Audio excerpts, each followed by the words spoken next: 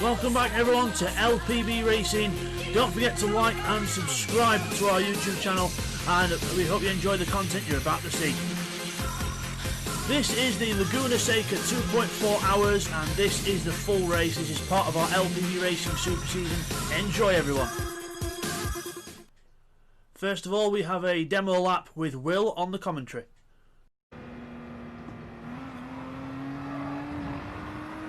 Hey guys, it's Will here with the on-board lap around WeatherTech Raceway Laguna Seca. You're going to come out of last turn here, first gear corner, up the gears, 1, 2, 3, 4, 5. And you're going to get a long run at the top of the revs all the way down to turn 1, which is just a kink at the end of the straightaway. You're going to come down here right with this black, starts hard on the brakes down to second gear. You're going to roll the car in, bring it back out just a bit, roll it back in. Out of second gear, up the gears just a bit, up to about fourth here. About third, you'll let down off the brake, and then you'll come out corner, shoot out of it, going up to fourth, and then you'll roll the car back in, drop down a gear for help stable the car out, and then back up to fourth, and then fifth, and then right here again when you come down to the black, you'll brake again down to third, roll the car in, and get a nice exit out of the corner to get a run at this kink up here, up to fourth. And then you'll just get the top of fourth, and then you'll let off the gas, hit that curb right there, not a bit too much of a sausage curb, and get the run out of it to get a good run down to the corkscrew. And you're down to the corkscrew, hard braking down to second and maybe first, depending on the car, if you want to stable the car out just a bit. It gets a little bit loose coming out of the corner there, and again down to this next kink here, which is a fourth gear corner. And you're going to come out of it, keep the revs low, come back down to this corner, third, roll it in, and come back out. And then down to up to fourth to a hard braking zone down to first gear. Touch the curb, come out to this curb, go on the green just a bit, and then up the gears down to the start-finish line, and that's a lap around WeatherTech Raceway Laguna Seca. That was the demo lap with Will, and now we go to the race. Hi everyone, and welcome back to LPB Racing. This is the LPB Racing Super Season on GTSport, and I've got Will alongside me for this one again at Laguna Seca for the Laguna Seca 2.4 hours, and I'll let Will introduce himself. Yep, so I'm back to do what would be my home race. Looks like a good field here and should be a very competitive 2.4 hours. Unfortunately, you couldn't quite make this one to race, so we've got a replacement in for you, Will, but I'm sure you'll enjoy commentating on the action. Yeah, it should be a very good race. It's going to be a very competitive track and a good competitive field, all very close to each other in qualifying. Nice, so we'll go through the grid for you now then. So we have got TY on pole position then in the WRT Audi. He's on soft tyres. We've got Bidster second on the grid in the KCMG GTR there, and he's on soft tyres also. And also they are in qualifying. They were a good second faster than the rest of the field, so watch out for them. But race pace could be different. And we have Techno and the Orca Viper. They're on going to be on hards. And then Neil Farmack in the Park Place Motorsport 911 RSR, another car on hards. And then we've got Scott debuting in his first race with LPB Racing in the BMW Z4. And then we've got on soft tyres, then we've got Seat 1 in the Red Bull Corvette. Not Red Bull in the Corvette, it's actually a Red Bull sponsored Corvette in 6th place with the soft tyres on as well. And then we have Unforgiven Alex in the Real-Time Racing Acura on softs. And then Intrepid and the Huracan GT3 also on hards. And then we've got Keith 9th in the Lexus RCF, and then we've got Reb on soft tyres. Then we've got Red Bull in 10th. He's in the Ferrari 458 Italia, and he's on soft tyres also. And we have Blake in the Subaru WRX Patron car and also on racing softs.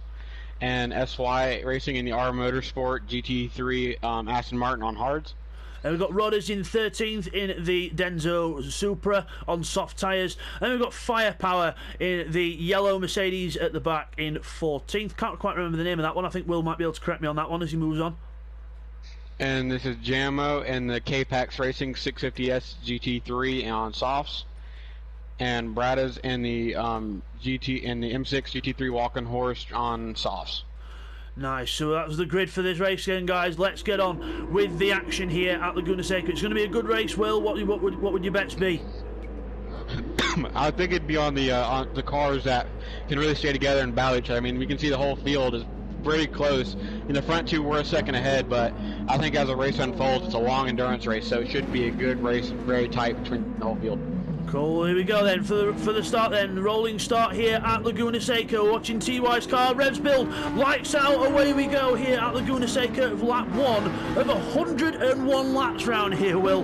That is going to be some kind of marathon. Yeah, and it is. But I mean, I was seeing with endurance racing, especially the last few endurance races we've had, that a lot of people are going to go right off the start and make it like a sprint race. But you also need to remember it's an endurance race. You have 101 laps to complete, so it's going to be a long race. So their best bet would be to sit back and not get too risky on the first lap. And speaking of risky, Will, we've already got Scott right on the back of Neil Farmack. He's not treating it like it. I don't think he sees the 1 at the end. I think he sees it as 1 out of 10 because he's already having a go at Neil in that Porsche. And just going back to the grid a moment, Will, what was the team of Firepower's car? Couldn't quite remember that on the grid. Apologies, ladies and gentlemen. On the car it says Group N Racing, but if the real car also had to do with the team that ran the Salines back in 2000, 2001, up 2005 in IMSA competition. So it was a very nice livery on the Mercedes. Yeah, definitely one to spot. It's definitely like he's got a high-vis jacket on as well. Cy Racing and Jamo quite close at the back then, coming up towards the corkscrew for the first time. Jamo on the brakes on the inside, having a little look, but Cy Racing holds his nerve down through the corkscrew then. We've already completed 1 lap here at Laguna Seca. That's how quick it is. And Bidster is already all over the back of that Audi. And look, they're already pulling a gap, Will. Yeah, you can tell they got some good pace in those front 2 cars, and they've already got a really good gap going to the cars behind. So these 2 are going to be a really good one to watch for the race. They're going to be battling most of the race and get a good gap on the rest of the field. TY defending the inside there as we go through the corner, and he holds the lead out the corner. Bid's will try and stay on the back of him this time. So we noticed on the grid as well, Will, we had a lot of cars on hard and soft tyres, and seems to be like most people think the soft tyre is a good option. I'm just wondering, what do you think could personally be the best option around here if you raced? Well, I mean, the softs are a very good tire, but the problem is Laguna is a very hot area, so the track temp's going to be very high.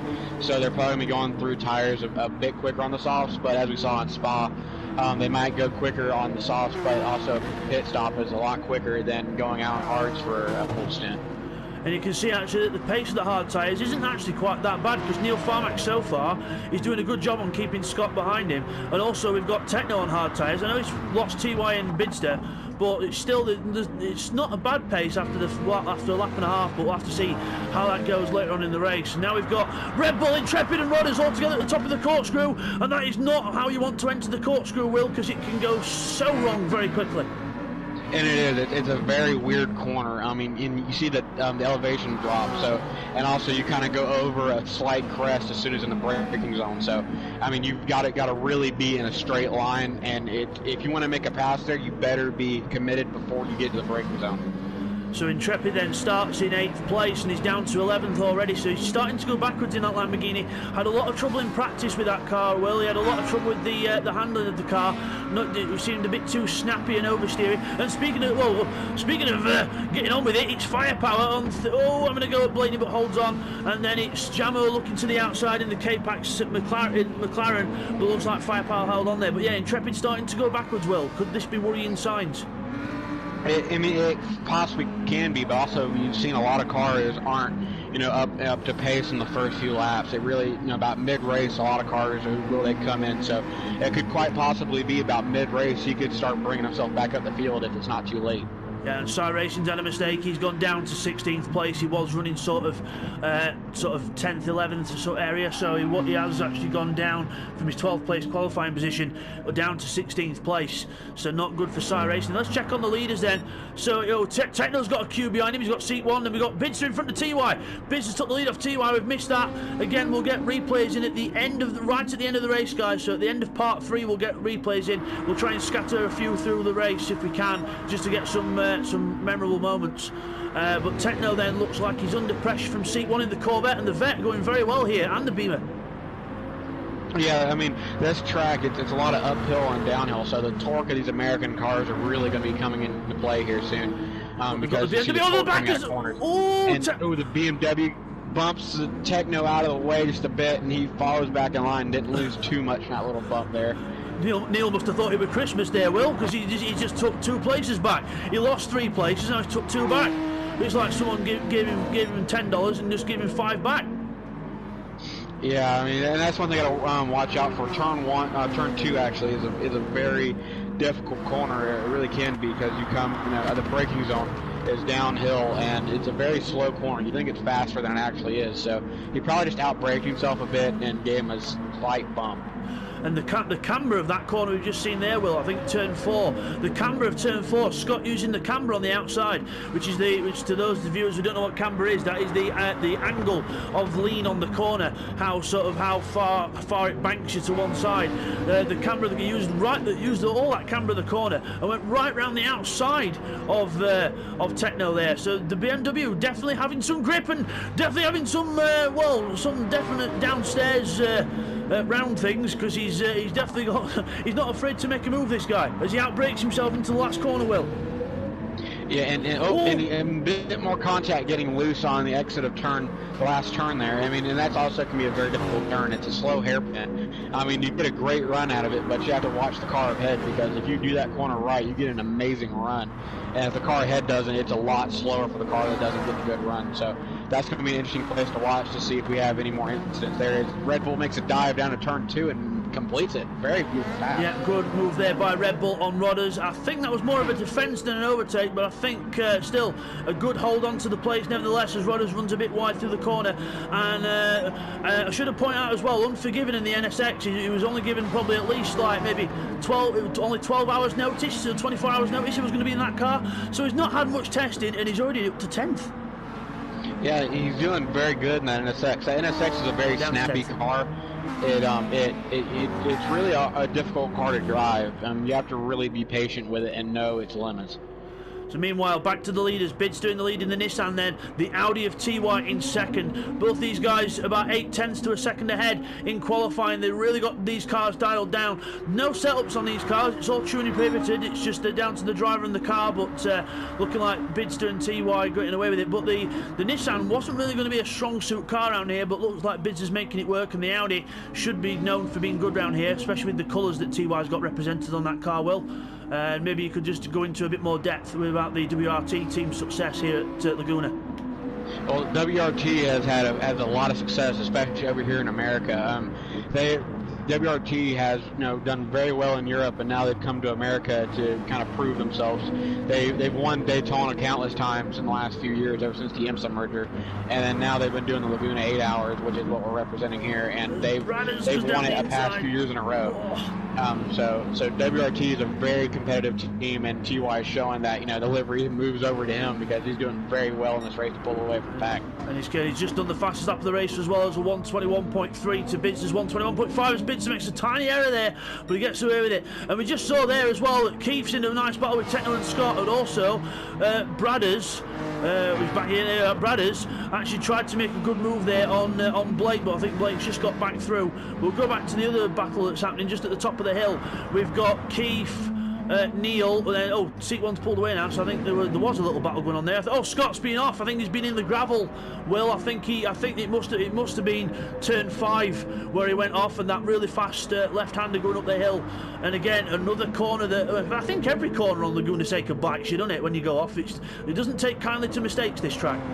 No, it doesn't, and most of the corners are it's a very high-speed track, but the problem is, unlike, say, Road America that has another high-speed track, this one, corners are a lot slower than you think they are, but, it also be sausage curve. If you hit it, you're going off in the gravel, and it's not like grass where you can, maybe bite it and, slip yourself back on track. The gravel is going to pull you farther away from the track, so if you go off, it's going to kind of hurt you a bit. Yeah, we had a lot of spins in qualifying due to people just catching the rear wheel on the gravel, or just because it's not grass, it's just complete sand and gravel, and the back end just goes completely round. But also we've got Jamo on the back of Unforgiven here. Jamo looking for possibly a move down the inside, on the inside of turn 3, and you don't see that very often. And it's a hard place to make a move, because it is also another one of those. It's a third gear high speed corner. So if you get a run out of turn 3 and you can set that small straightaway and get very close to rear bumper, and you can keep more inside of that corner, you can get an amazing run and make a good pass. Which he just did there, so evident good move there. Scott skirting on the back of these guys now, so looking like the hard tyres are starting to get a little bit affected, but not too bad actually, because Neil Farmack's in 4th place on the hard tyres, 24.4 on the hard tyres, but Keith's just done a 24.1, and Keith has probably pulled a couple of good moves there, because he's had a few cars go off, he's passed a few people as well, so looking like the Lexus is coming alive. And it really is, and also that's another point of endurance racing, not to get too risky off the back. Cars are going to make mistakes. It's a long race, so if you can hang back and just wait for those mistakes, you can make a lot of passes without even, putting your race in jeopardy. Which is a good sign as well. You don't need any of that sort of, going all out at the beginning. Like you just said, well, it is an endurance race. Bitzer goes off through the gravel. Bitzer goes off through the gravel, and TY takes an easy lead. I didn't quite see what happened there to Bitzer's car, but I don't know if you caught it, Will. It looked like it was one of them things going a little too fast through turn 5. Again, that fast kink. Again, if you go off there, there's no saving it. You're most likely going to go off in the gravel a full car length or more, and you're going to lose some time going through there. It really sucked him in. We've got a spinner further back, so about the cameras, guys. Red Bull's off in the Ferrari. Red Bull's had an off in the Ferrari. The exit of turn 3 again finds another victim, because we had plenty of them in qualifying. That's why I'm saying another victim, but yeah, Red Bull then goes off, and I would imagine that was again going wide, Will, and catching the sand, and it doesn't half bite. No, and that's probably what happened again. Just got a little too quick. Look at the rear tyres, that Ferrari. Sorry, Will, but look at the right-hand side tyres, that Ferrari. They're going down so quick. He's burning them tires up, and we saw that at Spa. Red Bull was burning the tires up a good amount, so, and I see he's doing it here again. So, probably just his driving style, scrubbing the tires a bit, and you see Unforgiven was off back there. It looks like he was going over Unforgiven's been off. Yeah, well, good eyes there. The Unforgiven's been off to 11th place for him, so he's gone behind Blake. Back to this little battle at the first corner. Neil Farmack in 4th, Keith on the inside. Scott goes very, very wide, and Techno has a look up the inside. There's contact as the car comes back, and I think Scott was just in the blind spot. Techno was just in the blind spot there. Bit of contact, but they got away with it. But I think Techno's just starting to lose pace off these hard tyres. But good awareness though. But Scott goes down the inside. Will. Yeah, he's going to go down inside of Keith. It's going to be pushes him out a bit wide. I mean, and you're seeing basically what Scott's doing here. He's having good pace, but in my opinion, he's getting a bit too risky on lap 9. So I mean, he'd sit back and be calm down a bit and would just take places on pit stops, and if he keeps a good pace. And Bradders has just had a spin out of turn 2 there. He's been passed by Red Bull and a few other people as well. So Bradders, who had a good start to this race, but just starting to go down. I think it's the point in the race, Will, where the tyres are starting to affect. Because remember, this was pre the update that we've just recently had on GTSport. We mentioned in Spa that the tyres will go off a little bit quicker at the minute. So, because obviously with the new update, the tyres do last longer. So we could see a lot of cars starting to struggle, and it's evident with Bradders having a little spin there, Red Bull having a spin with 2 cars that are known for being a bit more twitchy. Yeah, and I mean, we're on lap 10 right now, so that's when the tires are going to be starting to go here in a minute. So, and also the point that all these guys are pushing really hard right now, and that's just the pace of endurance racing anymore. So you're seeing they're pushing these tires to the limit, and it's starting to bite some of them. Getting a bit too quick in corners, and just not sitting back. And I just see Techno had a moment right there. So you see the tires are starting to go a bit. Even the hards are starting to get some wear. I think that's a Viper thing. That I think you just turn the wheel, you hope it turns, and it's like, oh yeah, I'll just go wide. I just want to go this way. I think we've got his first pit stop, Will, already. Bradders is in already. He's getting off them soft tyres, and a very, very early pit stop for the Falcon Horse. Yeah, and it is. So it looks like he's going to back out in the soft. So you might be trying to see what happened at Spa and maybe think that might be the way to go. Noise of that BMW, the proper noise that you get from the outside / trackside cam, and then it goes back to the original noise. But BMW out the pits then, and Pitster and TY are across the line already. They're still in the 22s, 23s, so Bitzer's in the 24s now. Bitzer's tyres looking a little bit worse for wear, but not too bad. Let's have a look fuel-wise. TY's got a bit more fuel saved as well because he was behind Bids, so looking like TY's controlling this at the moment. We'll come back to that in a little bit. So back to this battle then, and Scott's up. Scott is up to 5th place. He's making progress here. Yeah, and that BMW is a very good car. I mean, and that's why the car has been used, 3 years after most people, the factory quit using them. So I mean, and you're seeing here that Z4 is a very good race car, and he's able to keep a very good pace. Yeah, and they're still being used today, and most actual high brand endurance series, not just vintage. So it's a very good car. Yeah, because I mean over here in Britain we've got British TT still use Z4s. We've got some clubs like in the MSVR clubs that use them as well. Scott goes down the inside of Neil Farmack. Neil Farmack not wanting to fight too much because he knows that Scott's on a softer tyre, and I think Neil's just been sensible there to run his own race. But he's got to be careful, Will, because he's got that Lexus breathing down his neck now. Keith is on the move. And Keith's been showing his pace the last few races, and on our normal weekdays and in the super season. At Spa had a very amazing start, and here he's doing very good in the Lexus. And here's Blake in your car, what would have been the Will's car, but it is now Blake's car because unfortunately you had some kind of personal emergency and you couldn't quite make the race. So Jamo then goes through with Blake right behind, and that Subaru looks like it's handling okay, but Jamo looks like he's got that McLaren working very well from qualifying 15th and being 9th place now. Pretty good so far, or do you think it's just because of other people's mistakes? It could possibly be both as he dives down to the pits, but also, like I said, a lot of cars aren't qualifying cars. They're more of a race pace car, so he could have a very good race pace. That Subaru was very, the time that I did get to qualify at the one time, it was a very good qualifying car. In the race, it looks like it may have some race pace, but there's a lot more cars that have a very good race pace compared. And now he's in the pit lane, he's got his new tyres on, no fuel for Jamo, so obviously wanting the car to go lighter there, and then firepower goes through. Remember, they've got to keep around all this bit. This is the car still driving it for him, the AI is still driving the cars for him here, and they'll go around this little hairpin and then they'll go out, and Jamo's going to be joined in 13th position. And we've got Unforgiven on the gravel there, and then Intrepid goes through on the inside in the Lamborghini. So, wow, Unforgiven's tyres, wow. Opinions on that, Will?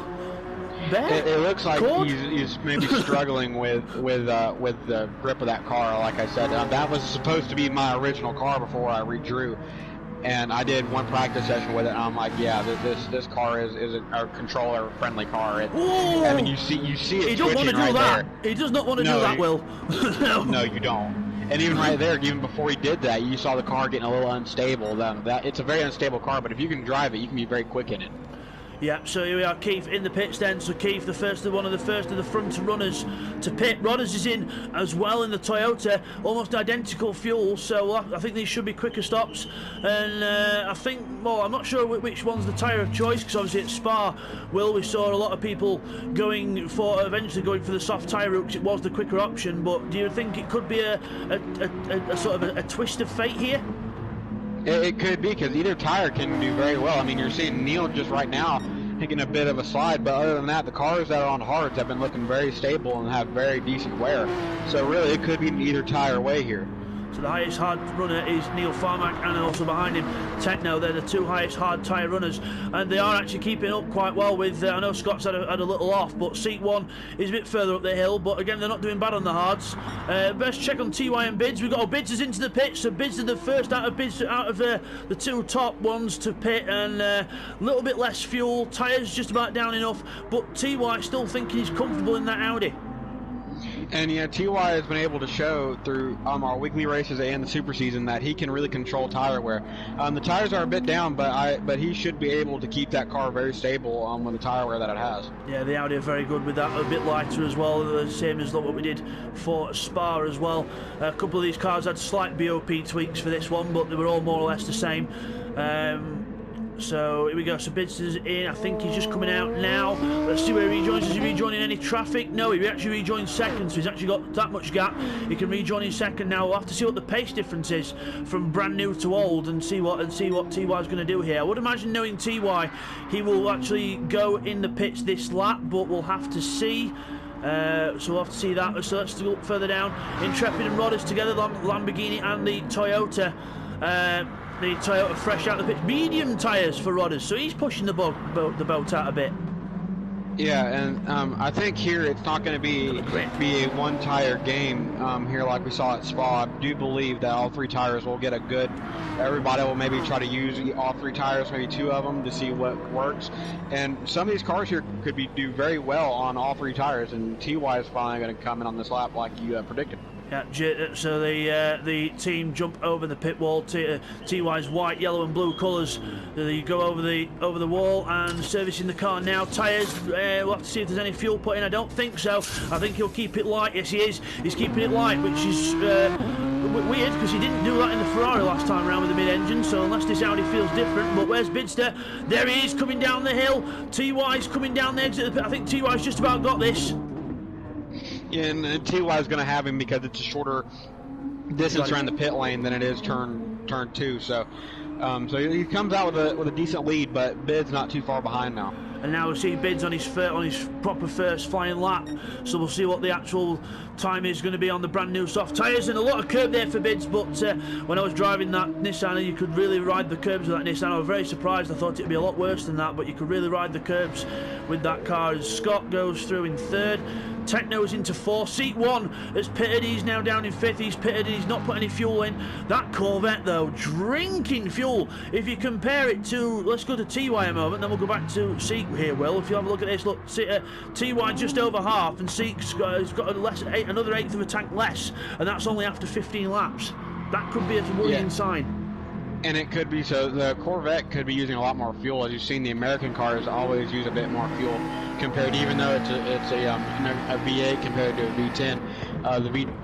The European cars have been able to show they're a lot better on fuel runs than the American cars. Jamo's been into the pits. He's on fresh soft tyres. Rodder's on fresh mediums, and Intrepid on sort of kind of used hards. So, as he makes a mistake, and Rodders hits the back of him there, and Jamo senses it's time to go here. Goes past Rodders, and now will he have a look down the inside into the corkscrew? No, because you've got to make sure you're alongside before you get into that corkscrew, otherwise things will go wrong. But Intrepid goes wide, and I think he just caught the gravel out the corner a bit and lost momentum, and Jamo picks up 2 very easy places there. Yeah, the corkscrew is a very momentum turn, so you have to get the best momentum possible out. Now, Scott finally made his in pit, and Intrepid's going to come in after a little bit of a moment, the corkscrew. So, but a lot of fuel saved in that Lamborghini though, so not using much fuel in that Lambo. He's got just over half a tank, and I think he's been pushing quite a bit, so he's not doing too bad here. So let's have a look at everyone else then. So, quick run through the order then. We've got Bidster, TY in the lead, 124.3 last time round, 21.1 for Bids. He's on it, but I don't know how long he can keep that pace up for. Yeah, and he's on a somewhat new set of softs, so he's going to be getting some good pace out of him here for the next few laps. But as the laps go down, the pace is going to drop just a bit as the tire wear drops. He will not be able to keep that pace up for the duration of the race. I think that's a definite, but he's trying to do what he can to catch up to TY now. But Techno goes through in 3rd, still on those hard tyres from the start of the race. But look, the Viper, a little bit less fuel, unless Techno's been fuel saving a bit. But if you look at Techno's fuel level, we'll just swap to Seat now. That is a bit of a difference. Doesn't look like much, but it could be. I'd imagine, because this doesn't have a lot of corner straightaways that you need to have your car all on the fuel load all the way up to the fastest fuel setting. You can actually put it down a bit on most of the track. The only part you really need to have it all the way up is on the front straightaway. Everywhere else you can have it a few clicks down and still be competitive and save fuel. Techno defends the inside, so like exactly what Will said, you can get away with saving more fuel round here. But C1 tries to get around the outside of him, tries to get it alongside for the inside, but can't quite make it alongside him. But he'll be really wanting to get past all them soft tyres, because he wants to try and make most of them. He can't quite get through there unless he dives it on the brakes. No, can't quite do it through there as well. So the 2 American cars having a big tussle here in California. And these 2 are going to be a good one to watch for the race, because as history has shown, Corvette and Vipers have always battled when they're together. So this should be a good race to watch throughout the race. As Seat 1 came right behind Techno, then giving him a little nudge saying, "Come on, sunshine, I've got these grippier tyres, I want to try and make use of them." He might have a little go into the corkscrew here, depends on how early Techno brakes and depends on how late Seat 1 brakes, but he pulls out of it. But Techno runs wide. Oh, that's not a good place to run wide. Seat 1 goes around the outside of him to get the inside for the next left-hander, and through he goes. So Seat 1 eventually gets through, but it took a mistake. And yeah, that's something you got to watch around here. It's a very tight course, so you know if someone makes a mistake, you got to be able to pounce and take advantage of it right away. Seems with this track as well, Will, if you go offline, and like Keith's just done there, offline a bit, went wide. Luckily Neil followed him. Neil's actually on soft tyres now, actually, I should add as well. He's actually gone to soft tyres, so he's ditched the hards, he's gone straight to the softs. Clearly thinking the strategies are good, you know, not working out. But yeah, looks like this track, once you go offline, Will, there's not really much in the way that you can do to recover quickly. No, and even if you can catch it and you don't go on the gravel, I mean, once you go offline here, you're still going to pay for it, even though if you don't go in the gravel. Yeah, as Keith gives him the squeeze through the corner. Neil Fark keeping right close to the edge. I thought we were going to pit manoeuvre him with how close he was getting to the back of the car, Will. But luckily it didn't quite come to that, but gets away with it. Scott goes through in 7th, Jamo in 8th, got Rodders in 9th. They're still quite close together on track as well. We've actually got battles throughout the field here, which I'm actually quite surprised at. We've got battles all the way. We've got Red Bull and Brad is quite close further back. We've got Firepower at the back of the grid now. He's on to medium tyres, and look, he's filled the tank up. So that was a bit weird. Yeah, and he may be wanting to go for the longer run, like we see some people experimenting with all the super season races. So he might be trying to see how a long stint's going to work compared to the short one. TY is not far off traffic now, and traffic on this track will be a lot different to the traffic on Spa, mainly because the fact that you're going to catch traffic up quick around here because of the pit stops. It's just the nature of the track being a shorter course, and TY and Bidston now have got to try and do the best on going through traffic, but history has it that TY has not really been as lucky through traffic as Bidston has, and I say lucky because it's not, but there's some skill required, but it depends on which way people go. Yeah, you really have to read the car in front of you. So a lot of times it's a guessing game to figure out which way that car is going to go and if he's going to let you by or not, and when he's going to let you by. So it's good. So that should also help the race out a lot when the leaders start hitting traffic. So Cy Racing goes through in the Aston Martin. Not a bad race so far for Cy Racing. This is his debut race with us as well. So Cy Racing then coming through there with Firepower actually closing up behind. Hard tyres and less fuel on Cy Racing's car, with fresh mediums and a heavy tank on Firepower's car, but theoretically the tyres should override the fuel as blue flags start to be waved then by the marshals. And oh, we've got a spinner there, Will. Didn't quite catch who that was. I think it's Bradders. Bradders has gone round in the BM. Yeah, and you probably got a little too hot going around in the hairpin. They're also trying to watch the leaders coming up behind him. So another mistake. I've seen a lot of mistakes being made in this race. And that's going to be what really catches people up. Yeah, and the BMW then making mistakes as TY's got a lot of traffic to deal with now. TY's got a lot of traffic to deal with. He's got Firepower and Cy Racing. They're entitled to their battle, and Biz is right behind Bradders now. Biz has got to try and get past Brad. Brad moves nicely out of the way, lets the traffic go through, because remember, in this race, Will, blue flags count. Yeah, and that's also another thing to battle with. The people that you're trying to pass are battling themselves and don't want to lose any time to them. But then again, since they're in the same class, have to adhere to the blue flag rule. So the passing for lap traffic here is going to be a big thing to watch throughout the race. Yeah, because obviously the leaders don't want to lose too much time, but also the guys who are battling don't want to lose too much time either. As Firepower just does a nice little tiny lift, lets Bids go through. So again, Bids got a bit more lucky there. I think I'm safe in saying he's a bit closer to TY now. Yeah, the traffic is really starting to play into the race, as you see here. How you get through traffic is really going to set your race pace at this point now.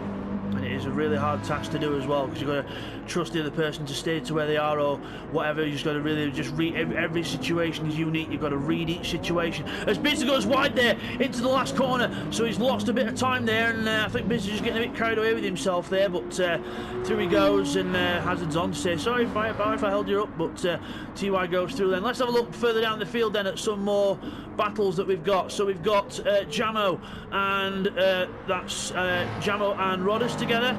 We've also further up the road we've got Keith closing on. Oh, Neil Farmack's gone. Is that Neil Farmack ahead of Keith now? I think it is, yes. Or is it Keith closing up? I think it's Keith closing up actually. Yeah, looks like Neil got through, and then now Keith's starting to close back up now that Neil pits. And Techno as well. So Techno's finally in. This is Techno's first pit stop, 20 laps into the race. So theoretically, he could do 4 or 5 stops here. Everyone else might be doing like 6 or 7. So that could play into his hands. Yeah, and it very could. He may not have the race pace of the leaders, but if he in the third down is basically very equal in the race pace. So if he can hold the race down and make less stops, he could win. Not win, but could get a top 3 or close to that area just off pit strategy alone. Hard tyres and no fuel here, Will, as well, so another weird strategy, no fuel, unless you want to just a quicker stint and try and go as long on the fuel as you can, but which could work, so we'll see how Techno's strategy works out a little bit later on in the race. Neil Farmick comes out behind, soft tyres on his car and just under half a tank of fuel. So now we're getting to the point where drivers are going to have to really start thinking about the fuel as well as just the tyres, because they'll want to try and maximise the use of the tyres for the fuel that they carry, because obviously like Techno, that's why we're a bit concerned about Techno, because hard tyres, as we've proved there, they can do just over half a tank of fuel, and he's got under half a tank now, so really he'll be underusing his set, so that could cause a bit of weird strategy later on in the race. Yeah, it really could. If he's going for that strategy, the best bet would have been to fill up to half and just run your fuel down where your tires would pit anyway, so you can just make a full service stop and you're gone on either side. So you're not really losing or gaining anything. Yeah, so Blake in your Patron car, he's doing quite well, the Subaru. In 10th place at the moment, possibly going to be 9th, because Jamo is into the pits in the McLaren, so a third of a tank of fuel, possibly could put some more fuel in this time. Definitely a tyre change, so very early in the pits actually, I'm surprised with the state of the tyres, unless the tyres already feel off in that car, but we saw that car at Spa, it could run its tyres down quite well with Bidster behind the wheel. And you see, he's only went 6 laps since his last stop, so that's a very, almost looked like an early stop. And there's Blake, who's going to be quite close out the pits here, Will. It's going to be very close out the pits, and this unique pit exit could make things interesting. And it looks like Blake's going to get the better run out of the corner, and then make the pass to get a hold of 9th. So 9th place for Blake, and Jamo down to 10th with Jamo on fresh tyres. Not gone for much in the way of fuel as well, so clearly trying to just gauge how long the tyres are going to last at this point now.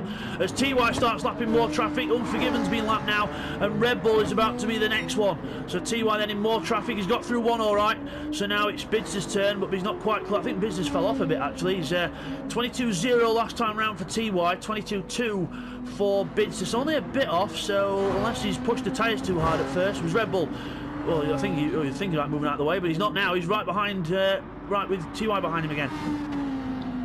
Yeah, and again, TY looked like he's doing a good job of managing traffic, just trying to get around these midfield, faster-paced drivers.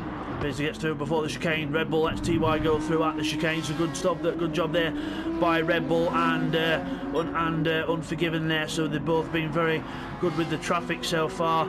So just starting to struggle in that Honda NSX or Acura as it's sponsored by, and because I think in America they run the Acura NSX if I'm not wrong.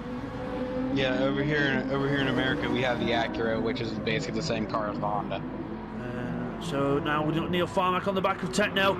Soft tyres versus new hards. So theoretically this should be Neil's chance to get through. He's on the outside line. Could he go around the outside with the camber of the corner? Is he brave enough to go around the outside? Oh, he's definitely trying, but Techno squeezes him out. No way through there for Techno, and I'm surprised Techno's defending this hard this early in the race.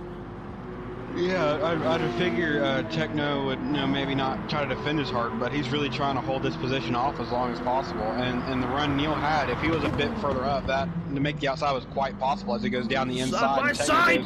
Very wide. I thought Techno was coming back down the inside there. Well, I almost had a mini heart attack there, but Neil goes through into 6th place then, and Techno tried to hold on, but the tyre difference just could not quite keep him in the battle. So Neil Farmick pulls ahead then in 6th place. So we'll do lap 23, we'll just run through the order for you now. So we've got TY in the lead of this race then, with Bidster in 2nd place. Ooh, just getting past Red Bull there.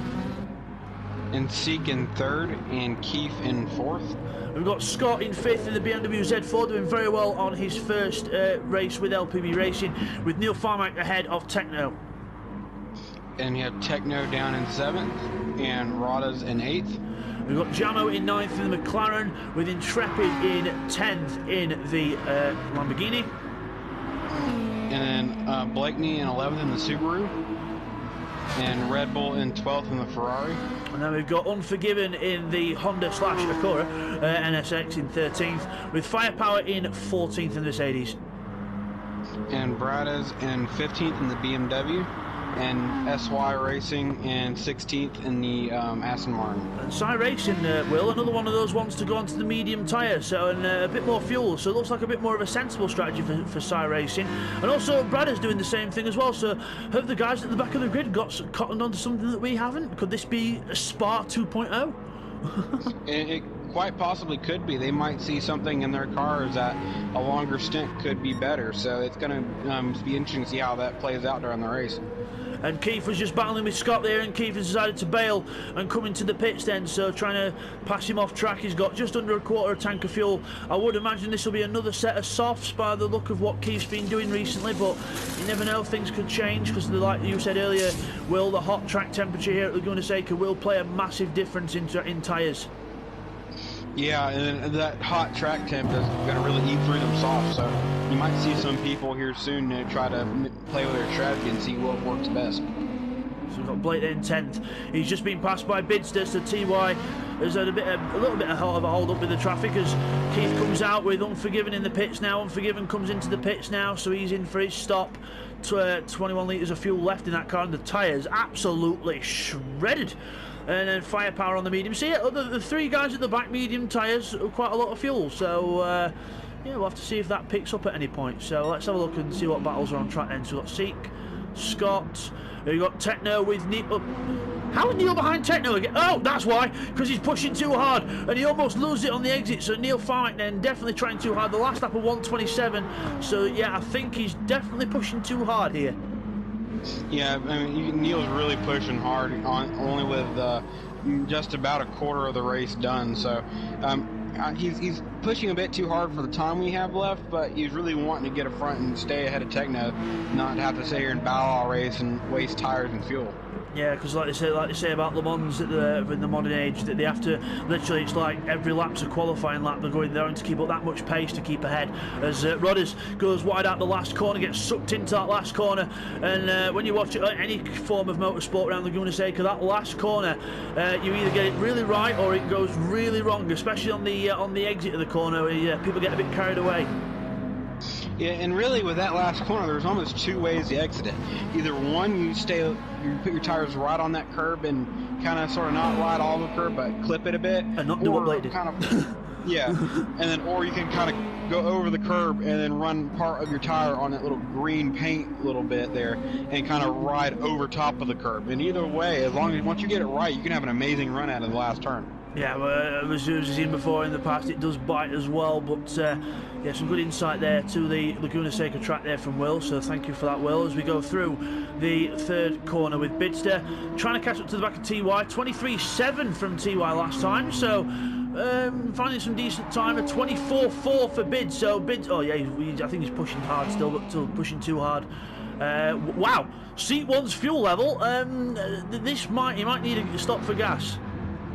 Yeah, and saw that at Spa. He was really draining that tank as far as he could, so it looks like he's doing very well with manipulating how much fuel he can run on the laps he has. Very good with that, but obviously the counterpart to that, Will, is the fact that it takes longer in the pits as well, and this game seems to do a similar thing to like NASCAR and that, where it's actually gravity-fed fuel, so yeah, it will take a while. It looks like. Yeah, and as we've seen, the pit stops for fuel are very long stops, so maybe running your fuel down all the way isn't the greatest idea to have to do a full tank of fuel. So Scott now is actually approaching back markers, so SY Racing and Bradder's not having the best of racing this one, but they're trying to do the best that they can in 16th and 15th places. They're actually still quite close at the back of the field still, which is good to see. So there are battles up and down the order, but Scott then just approaching the back of these in that Z4, and that Z4 overperforming in my eyes, because in qualifying it didn't look like the best car, but Scott seems to make it work. Yeah, the Z4 is one of those cars that it's almost like it likes who it drives. So it's kind of a weird car. I mean, I like it. Me.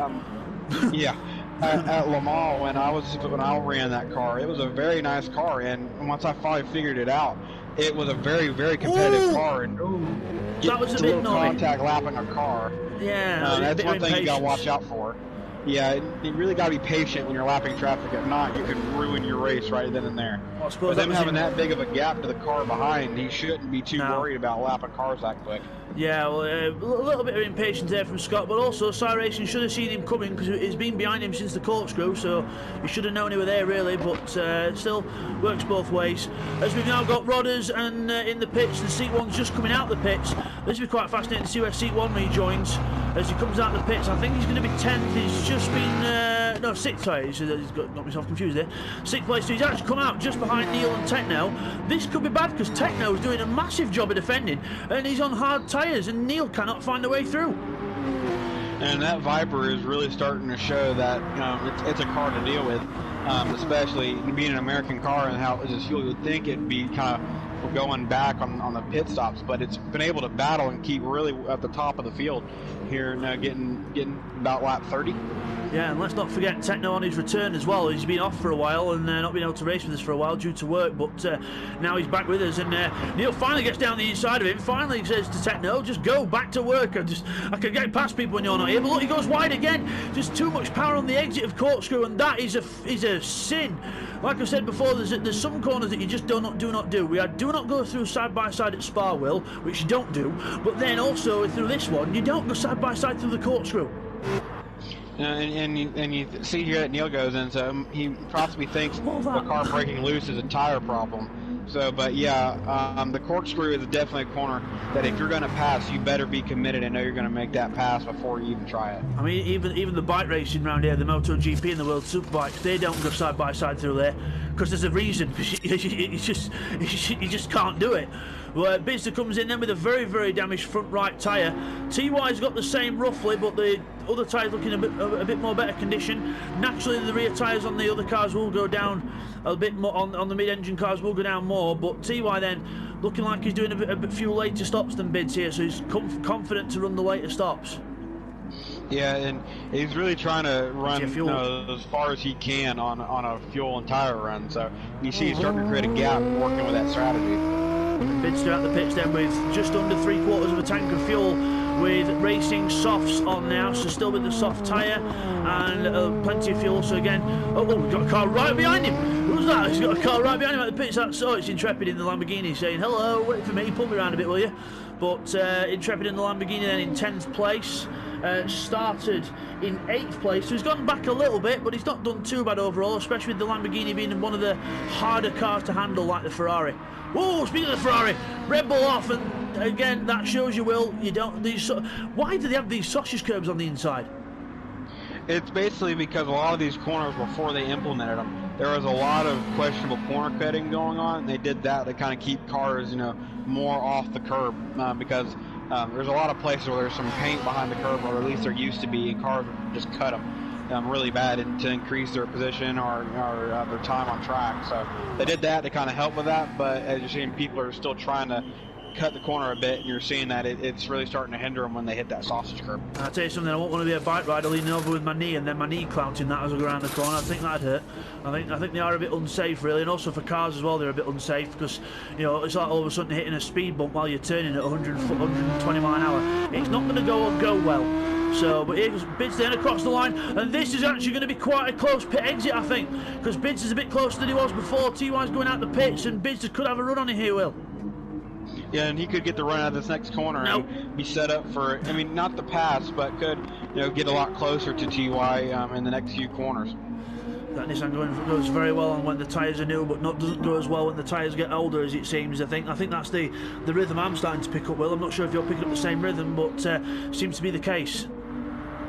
Yeah, and you can see he's very competitive when the tires are brand new, but the more and more the tires go out, the more that car drops back to TY. And also Biz has put in a lot more fuel than TY, so unless TY's comfy running less fuel or something, but Biz has put a bit more fuel in there, unless he's going for a couple of quick stops, but a penalty there for Biz, and I'll have to get rid of that before the next lap.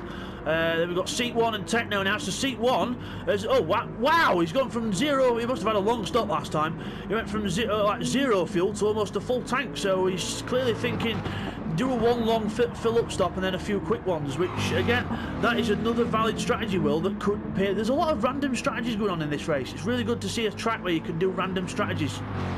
Yeah, with this track like this, that it's a very can be a very complex track, and it's not being very long. You're starting to see people work out. Well, is a longer stop better, and then have a longer fuel run with short tire stops, or like we saw at Spa, where you had that time to make longer stops, people didn't choose to do it. Yeah, so, and Scott, a little quick mention to Scott as well. He's third place so far in this race. I know he's not pitted yet compared to Seek and Techno, but doing a very solid job in his first race with LPB Racing, and a definite competitor for the future, top runner. Yeah, I mean, in seeing this race, I mean, yeah, he's had a few moments, but other than that, he's been able to have a very quick pace here, and have very good runs on the tire runs he's been doing. So he's basically going to be a definite force to reckon with here from about third down. And TY and Bids now catching up to yet more traffic. I can't quite see the car ahead. It's Rodders in the Toyota. Rodders is usually quite good with the blue flags, but again, it depends where they catch him. And we'll have to have a look at the lap times this time, Will, because this could be crucial. As TY actually does the best sector. We didn't quite see what Bids' was, but TY looks like he's definitely found some pace when the tyres are new now, and it's helping that Audi. Because look how quick he's caught Rodders. Yeah, and that's going to be dangerous if he found that out, because he had amazing pace on worn tires. So if he can find that pace on brand new ones, then he's going to have a very, very good gap for the car behind. I'll let you just mention about the lap times. Fastest lap. Yeah, 120. He said his fastest lap of a 129. So he's really found some pace in them brand new tires. And Bidster only a 121.1 that time, so still a fast lap, but TY nicking his fastest lap there, so 2/10 up for TY there. I don't think the draft would have counted for anything, because Rodders was moving out of the way at the last corner anyway, and now Bidster's catching up to him, and fastest first sector and two-wheel. Does Bidster think he's in a touring car? Because he's using these curves like hell. And that also could be why, the pace isn't there, hitting them curbs, slowing down, as Blake had a moment there. Looks like that was in between turn 2 and 3. Yeah, it was in between turn 1 and 2, that one, so, or 2 and 3, whichever way you look at it. Depends if you count the first kink as a corner. But I think we will, actually. So, yeah, turn 3, having a little spin there, and he recovers in the Subaru. But I think he was battling with Jamo, so he's lost some pace there. Medium tyres, half tank of fuel. Jamo, soft tyres and quite a lot of fuel there. So I'm loving the different strategies in this. It's really good how you can see people, they're not sure what to do. They don't know if anything majorly works. So we've actually got Unforgiven and Firepower battling here. So the family battle goes on because these two are brothers. As they go up the hill, Unforgiven goes through past Firepower, and Firepower then loses position to the Honda / Acura, and actually he's passed him on worse tyres. So has Firepower got an issue here? And very well could be, but when he made the pass, did you see it when he got mid corkscrew? You see that car, he started getting a bit twitchy. So that has been the main hindrance to that Acura right now, and it looks like he had a bit of a moment there too. Yeah, and he goes wide and he might have gone off the track, and then Firepower goes through and chucks concrete dust in his face. There's a lot of concrete dust coming up from the edge of that corner, so clearly the marshals need to do more sweeping. But not doing a good job there as Unforgiven looks down the inside. No, Firepower defends the inside, Unforgiven to the outside. Not sure not around the outside, side by side. And Firepower keeps it up the inside, but no. How did he do that? Around the outside, brave stuff. Yeah, and that is one of the corners that an outside move isn't something that that a lot of that doesn't happen a lot. Oh. I mean, it happens a good amount around the outside of turn 2 there. And Scott with the brightest pit crew ever, a white car with a green pit crew. I've never seen quite a combination, but wow, that is I need sunglasses on for that team. Woo. Yeah, it's just like for Ian's car, you need something to protect your eyes from those cars. Let's look at Ian's car. My eyes! Yeah, really bright, but at least Unforgiven can see where he is though. But let's have a look then at Techno. Sorry, get my T's up. Techno in 4th place. Put my teeth in. But that is very low on fuel, and again, he didn't really put much fuel in last time, so unless he's going for a long fill up this time, I think he'll be in the pits this time. Yeah, and he most likely will. That I don't believe that's enough for another lap, so he will be in the pits this time. It's just going to see if he takes tires too. Sci Racing going very wide there at the corkscrew. Another easy mistake to make, because it's virtually a blind entrance. Maybe you could just go through a few details of the corkscrew for our viewers, Will. Yeah, it's a blind corner, so if anything happens, you won't be able to see it. And also, the braking zone kind of goes downhill just a bit and back up, and it's a very, very fast entry cause it's almost a hairpin, really. And for a hairpin, it's a very fast entry. Yeah, as you see, you come up the hill, you kind of go to the one side, you come down a bit, and you come back uphill and go back down before the turn. Yeah. Before the turn. And then, whoop, and you can't see the curve. Then you go down the compression, and even this one you can't see through the other side of the corner because of the trees on the inside. Yeah, and that's a lot of that people say about this track is you have two blind corners back to back, and they're both, for what they are, high-speed corners. We've got Techno, thanks for that insight there, Will, as we got Techno coming out the pits then on, again, another radical change, another radical strategy here, full tank of fuel, hard tyres again, so Techno sticking with the remedy, and I think I can see this, I could actually see this this remedy working out here. Actually, I think he's kept the same tyres on. Yeah, he did, because if you look on a tire graphic down there, there's some red, so he didn't do a tire change, he just took fuel on that stop. I love how someone's pushing the boat out with the strategy here, really going for some radical things that I don't think even me and you have seen before, Will. No, most of the time you don't see a lot of double spinning tires on what we do because of what we set the tires at, so it's a new strategy that we haven't seen before. And Bidster closing up to the back of TY, and TY at 21.7 and 21.6. Bidster 21.2 and 21.4. Looks like TY is losing some pace on these tyres, and I don't think it's tyre related. I think this might be, do you think it could be the fuel going lighter that the mid-engine car doesn't quite respond as well?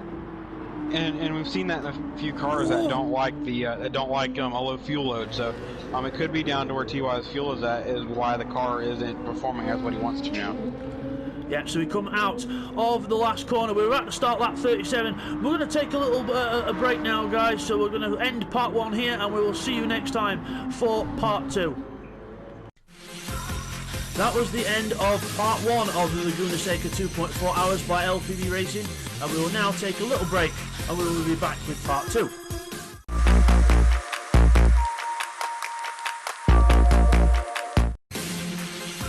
Welcome back, everyone, after the little break that we've had there, and now we resume with part 2 of our Laguna Seca 2.4 hours. Enjoy. Hi everyone, and welcome back from the break, and let's resume with the action here at Laguna Seca. So here we go then, TY in the lead. They just started lap 37, quarter of a tank of fuel, soft tyres looking okay. Bidster's front tyres looking a bit worse for wear, but that's understandable with the fuel levels. We've just got a car coming out the pits there, Will. It looks like it was Neil making his way out of the pits. He went for another go on softs, but a very low tank of fuel, only a quarter of a tank he put in that car. That is a very low fuel, yeah. It's not. That doesn't look like enough for a stint to me, unless unless that Porsche is actually that good on fuel. But I wouldn't think it'd be that good, Will. I know a flat 6 is good on fuel, but yeah, that's not going to work, I don't think. No, it's not going to be enough for a full tire run, so it's going to be interesting to see what he's trying to do here. Yeah, strange strategy there from Neil Farmack, but still we've got TY. Oh, sideways through the court. Now, you don't see that much at the corkscrew. You don't see people sliding on the way in very much. It's usually sliding on the way out. But TY there with a massive slide, and Bidster now closer than he's been for, well, quite a few laps. Yeah, and it's one of the many mistakes we're seeing in this race by everybody. I mean, they just got a little maybe too wide coming on the exit of it and clipped that curb and unsettled the car a bit. Yeah, I'm very, like yourself, Will, I'm very surprised with the amount of people that we've got making mistakes in this. You wouldn't really expect that many mistakes to be made, as I think we're just skipping through, because I think we've just had a car come out of the pits. I think it's firepower. We've just come out of the pits, and again, full tank of fuel on that Mercedes, so clearly it's I think with having a full tank of fuel, Will, it must be a good sign of handling around this circuit, because Laguna Seca, with its hills and that, you don't really want to have too much in the weight in the car. No, but a lot of people, what they're doing is probably setting their car out a bit more because of a lot of the camber corners, and you know how much banking all these corners have and how off camber they are. So it might be help selling their cars out just a bit for better handling. Yeah, so that'll be a One thing to watch out for. So that's Techno. Sorry, just getting the name here. Techno on the hard tyres, just by Neil Farmack. I think Neil Farmack's just gone past him, but that I just can't get over the fuel in that car. That is just up, well, I don't think he'll be able to get over that because that's on the gravel up the hill. Techno's going to go alongside him now and try and take the position on the inside, and hard tyres on the inside. I don't think that's going to work, and Neil Farmack defends hard on the inside anyway. Techno couldn't find a way through there, and almost a bit desperate there by Techno. Yeah, it looks like he was wanting to make that pass happen. He saw an opening, a mistake in front of him, and he has Keith all over the back end of him, so he's really trying to get ahead and spread this gap out a bit. And Keith on the soft tyres then, so it should be theoretically easier for him to get past, but then again, it is Techno, and he's doing a very good defensive job in this race. We saw in the first part of the race that the defence of that Dodge Viper, even on the hard tyres, was very good, as we've got Bradders just coming out of the pits behind. That'll actually be quite close to this battle, as we've got Rodders. Rodders has just passed Star Racing. I think he's just lapped him, so we've got him there. Techno's there. Rodders is coming through there. Where's Bradders coming out the pits? We might see him just come underneath the camera in a moment. No, didn't quite see him there. We'll just go back to him. There he is. He's just come out behind them lot. So soft tyres and a bit more fuel in Bradders' car this time. So going for the heavier option on fuel. We've got Red Bull in the pits as well, Will. Yeah, it looks like he's going to make his stop here. He's been really scrubbing them tires out this race. I mean, them tires after only a few laps are gone. So he's going again to the heavier fuel load is soft. Yeah, so again, more heavier fuel, and a lot of the mid-engine cars going for heavier fuel, but I suppose a lot of other people doing it as well, so it might be a strategy that works. So remember, these GT3 cars, obviously we have seen obviously other races before where we've been mixing LMP in as well, and LMP cars are obviously better on fuel, but the GT cars then sucking that fuel quite bad, and so as T-Wag goes over the line, bit of traffic in hand now, Will. Yeah, and then that's just showing the pace that the two leaders have. On lap number 4, you are starting to lap into the top 5 already. Yeah, that is weird. That is weird. That we didn't. I can tell you one thing. When I was doing the race, I didn't expect to be lapping that amount of people. I thought I'd end up lapping maybe the top, maybe the bottom half of the field. But I thought the others would have a little bit more pace, especially at this point of the race. If I was going to do it, I would have thought it would have been around sort of like near the end of the race into the 80s. But yeah, a lot of people doing various strategies, and that's obviously spreading the field out a lot. But still, we've got good little battles all up and down the grid. Yeah, I mean, it's been amazing battles all up and down, especially with the traffic being on this tight track. You catch traffic a lot faster than you normally would. So, and everybody seems to be navigating a bit just with a slight mistake here and there. And Bizder down the inside into the corkscrew, going for the lead. Well, he's going for the lead on the inside. Contact between the two leaders. The Audi goes off on the outside, and Bizder trying to have a sneaky little look there as Firepower gave him the opportunity, but again, not quite able to do it. And I think the front tyres are probably to blame. Yeah, that too, and also is like I was explaining in the previous part that that basically if you're not committed by the time you're not side by side by the time you turn that corner, you most likely won't even come close to getting the position. So you reckon that could have been a bit more of an intimidation move by Bidster rather than just an actual attempt to pass? It could have been maybe force a mistake by TY to let him by. Yeah, force TY to make a mistake. Yeah, that's not usually words that go together. TY can absorb pressure all day long. TY is really good when it comes to absorbing the pressure. Techno in the pits in the Viper. Rodders and Intrepid are obviously quite close to him because he's down to 9th place now. He's actually got quite a bit of fuel in that car still, so he's not been out very long. No, he hasn't been very long. It's only been 7 laps since his last pit stop.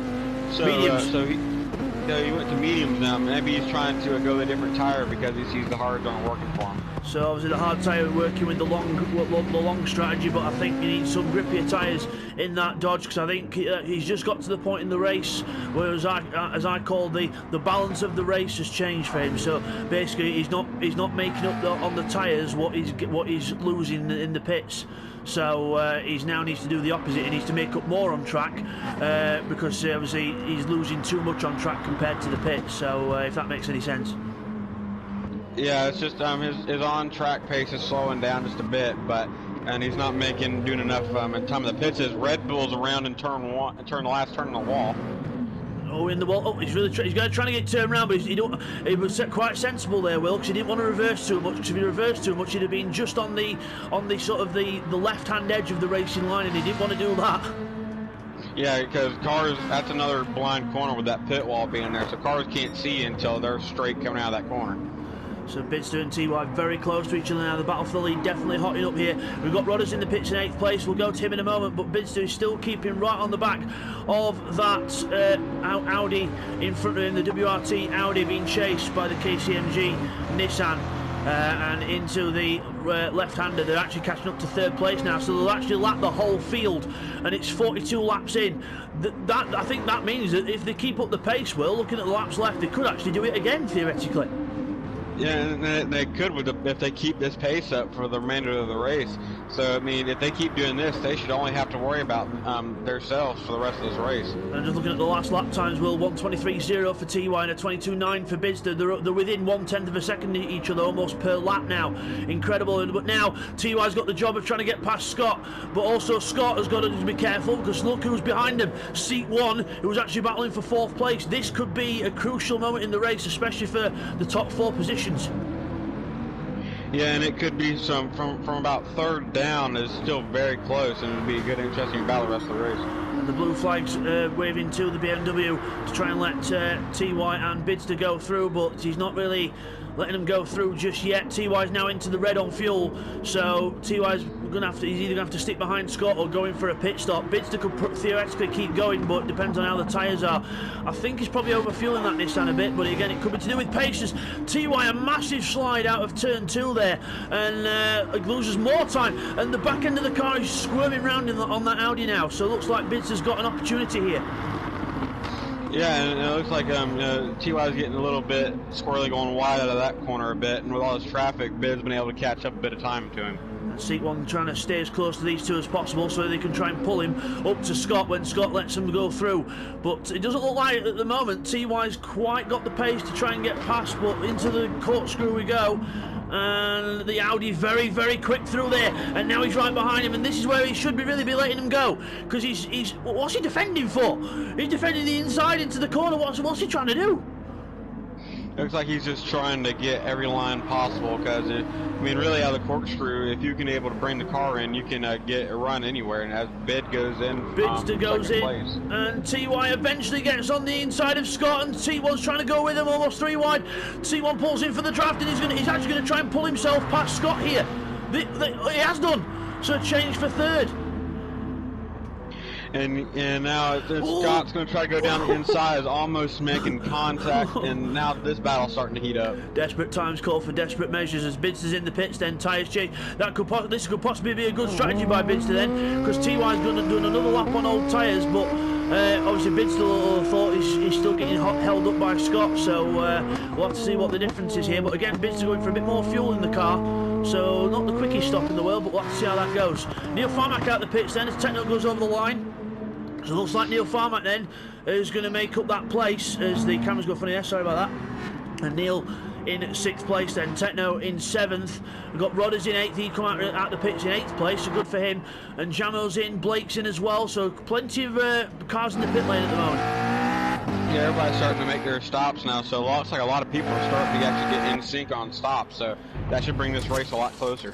Yeah, as Blakey comes in from medium tyres, then the medium tyres looking a bit worse for wear on that car, but depends how long he's been going on a stint. Plenty of fuel going into that Subaru, so this could be another long stint for him, as TY now eventually is in. TY is in now, low fuel, and now he's got to see if do you think that tussle at the start, as Bidster went in early, would have done any damage, as Bidster goes on 2 wheels and thinks he's in a touring car? I don't believe so. Even with how quick the stops be, Bid looks like actually Bid's just gonna make it through to take the lead, but just almost does it while TY's in the pits. TY still in the pits, Bidster goes through then. Bidster takes the lead of this race as TY comes out of the pits. Bidster is gone. So good strategy there by Bidster to go in, get fresh tyres, and he's done quite a decent outlap, I think. We saw how hard he was pushing when we came to him because he was on 2 wheels. And Bidster takes the lead of the race off TY then. So could that have been the end of the race over for TY, do you think? No, I don't. We still have over halfway of this race to go, so at the pace TY has, you could easily with pit stops call back up there and have another battle for first. Rightio, so let's see how that goes later on then. So Bidster now, the news of the race is Bidster takes the lead of the race. T. White is down to second after a bit of traffic holding him up and going through longer. He probably should have pitted when Bidster went in, but he was that busy battling, he probably couldn't think whereabouts he was on track compared to them. So Seat 1 then in third, he's took third off of Scott, who is now back down to fourth, and into the last corner they go. Nicely through there, and that's going to be quite a nice battle that develops, but I think Seat 1's just got the fresher tyres. Yeah, compared to the two, Seca is on a lot of fresher tires, so he should be on a lot better of a pace, so I'd imagine to see him pull away just a bit. And he's catching up to Unforgiven in the Honda NSX. Not really seen much of him in this race, but he's doing well in 12th place, so a decent 12th place for him. He qualified, the car was qualified 7th, the actual car was qualified by the other driver, Cyrex, who unfortunately can't be here, but Unforgiven doing well in 12th, and it's not the easiest car to drive, as we mentioned before. No, it is a very twitchy and very hard to drive car. Yeah, I even gave it up. I had the chance to redraw for this car before I couldn't make it, and it's a hard car to drive. And Unforgiven letting this third placeman Seat 1 go through theirs. I think we've just had a car come out the pits. I'm just going to scan through, guys, and see if we can find that car coming out the pits. Sorry about the cameras a moment. It's Cy Racing, who's just come out the pits, and he's come out the pits and he's going very slow. Oh, he's letting that's very sporting of him there. Lets Rodders go through in the Supra because he's been lapped, so very sporting gesture there by Cy Racing. And he's in 16th place, so Red Bull has gone, his race has gone from bad to worse, and look at that right rear tyre.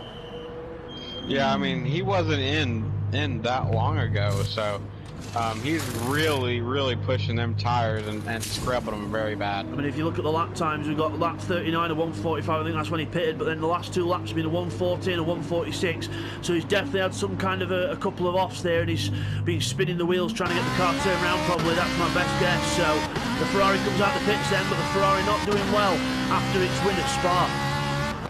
No, it looks like he's really struggling with his car, having some major offs and some mistakes, so it looks like he's been caught out just a bit.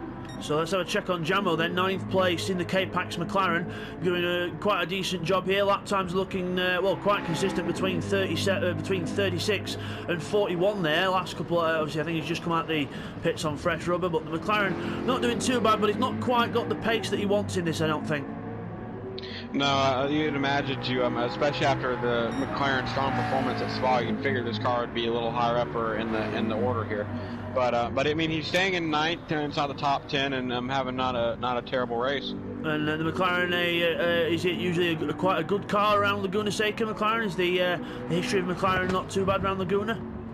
They do pretty well around here. They finish up in the top 10 most of the time every year, so he's right on par with what the McLarens normally do here. And now we go to a car that is not actually in the Laguna 2.0. Well, it's not usually in the Laguna 8 hour, which is what we're sort of replicating this race on. The Subaru of what your car would have been, and Blakeney doing a very good job in that car so far. He's just on fresh tyres, fuel looking good, and he's just come out of the pits. So we'll get to see what his lap times are like. But previously he was on the mediums, I think, and his lap times were 26s and 25. So not bad for the average of that car.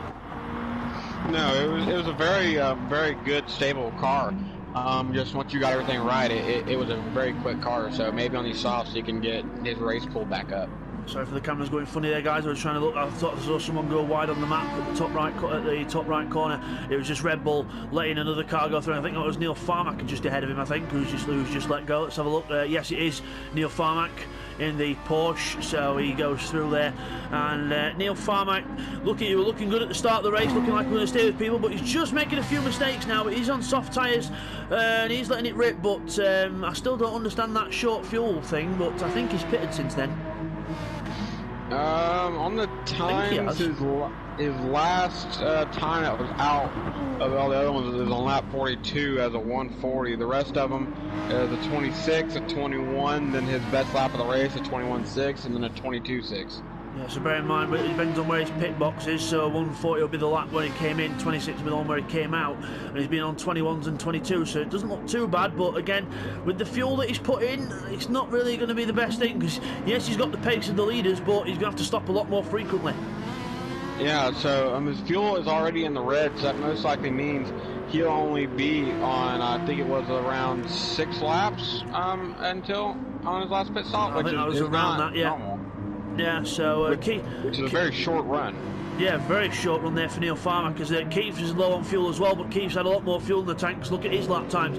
He's been going for at least the last 9 laps, so a very good show here by Keith in the Lexus, and the pace is not looking too shabby at this part of the race as well. No, it's not. I mean, lap 39 and 40 were both 23s. Actually, no, 39, 40, and 41 were all 23s. Then he dipped down in the 24s as you see the tires starting to go down. In the last 2 laps was a 25, and then he went to a 24. So he's having some decent pace even with the tires dropping. And he's catching up to Firepower in the yellow high-vis Mercedes, and catching up to that car, and good consistent pace here by Keith, and it's good to see him back up there after the didn't quite have the pace at the end of the Spa race because of the I think he did a bit of a weird tyre choice, but he's stuck with the soft tyres in this one from quite a long time, and it's worked for him in this one. Yeah, it really has. He's shown some good pace here, and he's up in 5th place, just ahead of Neil, so it's having a very good race. And we've got a car coming into the pits. I think this is Firepower coming into the pits for his stops. The tyres going down, fuel, lots of fuel, so this should be a quick tyre stop. And where's Sci Racing? Sci Racing's just coming down the hill, so just out the corkscrew, so this should be a safe rejoin for Firepower. But, oh, he's topping the car up again. This guy loves his fuel, but unless he's doing it little by little, but no, plenty of fuel for Firepower, and we'll see how that goes through the rest of the race. We've got a spinner out the last corner. It's Red Bull round again. That Ferrari is not proving easy to handle at all, and there surely comes a point where you think, well, is that a problem with the car or the driver? Because there's to spin 3 or 4 times there over about 20 laps, that's not good. And I mean, it could possibly be both. It could just be he's not happy with how the car is handling and just getting caught out by the car. And the car also could just be, kind of hard to handle around here, these slow corners. And it could possibly be he's just going a bit too wide, clipping the dirt, and then spinning the car around with a wheel spin. Yeah, because obviously we've seen for other cars, Will, out that last corner. If we just have a look at, let's have a look at the car coming towards the first corner. Let's watch Keith and Neil here. As Keith is actually in front of Neil now. Neil's been passed 23.20. They're into the pitch together. 23.2 on lap 47. So he lost time there. P for penalty. So he got a penalty on that lap. So plenty of cars in now. Scott's in as well. He's already putting his fuel in, but the battle goes to the pit lane, Will. Yeah, now everybody's dove in. Look at the fuel. 3 cars in the top 4 have dove in, so it's really going to be a tight race out of the pit lane. So Neil Farmer and Keith then come into the pits with 5 litres and 4 litres together, so it's going to be whoever puts the most fuel. And Neil's out first. He's short-filled his car again, and Keith's gone for halfway, but we know that Lexus can go long. But I do think that Porsche can go longer, but I don't think Neil Farmer can extract the performance out of it to make the tyres last. So because there's a good balance of performance and tyre wear. So Neil Farmer out first then, but it depends how long he's going to stay there for, because Keith has just come out behind him. Yeah, so now the battle, Neil got a good run out of the pit lane, but Keith's not too far off and should be able to hold his fuel out just a bit longer and maybe get back around. So Rudder's then in 8th place. He's just behind these lot, but he's a bit out of sync with the pit stops then. As Jamo, I think he's a bit out of sync as well. He's only been going a few laps, so he's not been going too many. Let's have a look at Intrepid. We've not checked on Intrepid for a while in the Lamborghini Huracan. Not doing too bad. Medium tyres, plenty of fuel in that car. I think he's actually been going, for a while on those tyres. So he's done pretty well. He must have gone from half a tank, and I'm surprised at the wear on those medium tyres. Yeah, I mean, they have very good wear on them. He's been keeping them good, very well. It looks like he may have stopped about 10 laps ago. It looks like how the times are looking. Yeah, around that area. Yeah, it looks like 8 or 9 laps ago he pitted, and he's done a very good job with the tyre wear, because the Lamborghini, like the Ferrari, not very well good on its tyres, but clearly Intrepid finding performance in that Lamborghini Huracan, Will. Yeah, it looks like he's finally starting to get a rhythm with that Lamborghinis, and now he's just going to try to work his way back up. Neil Farmack gets around firepower, but I think they both couldn't read each other quite properly there, so Neil Farmack eventually gets through and Keith will close up a little bit more. Neil's starting to leave Keith now because he's got the lighter car, but Keith will be able to go the longer game and less fuel in his next pit stop, so we'll see how that goes with Keith. So let's Rodders then in 8th, and we've actually got Cy Racing now finally getting up to the pace, but the only problem is he's a lap down, and I don't think he's going to, well, if he gets past Rodders, he's going to have the pace to actually get away from him before the blue flags tell him to let him go through again. Yeah, and that looks like just another example of somebody finding the pace of their car just a bit too late. At this point, if he wants to get any positions, he's going to have to do a lot of work. And Jamo catching up to the back of Rodders here as well. So Jamo on the soft tyre, Rodders on the medium, and looks like that could be an interesting thing as well, because the McLaren looking like it's got some form here on these soft tyres. 24.5 last time round to Rodders 26.1. So Rodders had a little error last time round, unless he got caught behind Cy Racing or something, but I swear he's been in front of him. Yeah, I don't think he'd been in front of him long. I think he recently made the pass. So, but even then, SY has been able to keep his pace up with him. So Cy Racing then stuck behind Rodders, and now we've got Neil Farmack with Bradders just ahead of him. Bradders doing quite well here, making his way up the field. 12th position now for Bradders, so he's slowly been making his way up from the back of the grid. So definitely onwards and upwards for Bradders, and don't forget this is only his second major big race with us. Yeah, and it's a major learning curve going from a long, smooth straightaway track like Spa to a tight, twisty track like Laguna. And he's been able to, he had to struggle with the BMW at first, but now he started getting into a rhythm of it, and only 2 spots out of the top 10 as Neil's having some trouble getting around him. Definitely having trouble getting past Bradders there. He had a little wiggle out of the other corner, which you can understand out of that other corner, but it's unusual to get the car sideways out of that bank corner though, Will, because it's usually quite a stable corner. It's a very weird, but Neil Farmack nevertheless gets through because Bradders has a penalty to get rid of, and goes through. Let's have a look further up. Go on, Will, sorry. Yeah, just saying that he made it through finally. Now he lost a bit of time there, so he's gonna try to make that time back up. So checking on the leaders now then. Bidster for the last 4 laps has been on the 122s. Very consistent laps there from Bidster. And we've got TY with 22, but then a 23 on lap 51, then a 22 dead and a 22.5. So he's not quite got the consistency at this point in the race that he had earlier, because earlier on in the race, Will, he was very consistent, probably to 2 or 3 tenths per lap difference, which is very, very good. Yeah, and now you're starting to see, it looks like TY's pace is starting to drop a bit, so concerning these, it's not a major problem because these are only 2 cars in the lead lap, but it's going to drop more to bid, and it's going to be harder and harder to get this win. So Bits then into the last corner, going through the last corner and on to start the 55th lap of this 101 lap race. And we'll just have a little run through the order for you now, so we can keep up to date with the positions. So we've got Bidster leading the race at this current time on lap 55. TY just starting lap 55 in 2nd place. And then we have Seek in 3rd place, and Scott in the BMW in 4th. Then we've got Techno in 5th in the Viper, so he's moved ahead of Neil Farmack now. Just a quick change that's happened there to Techno. I think he has, unless Neil Farmack's been in 6th all along, but Neil's in 6th. But this could be a swap. We'll just have to take a break from this now, because Neil Farmack is going down the inside into the last corner.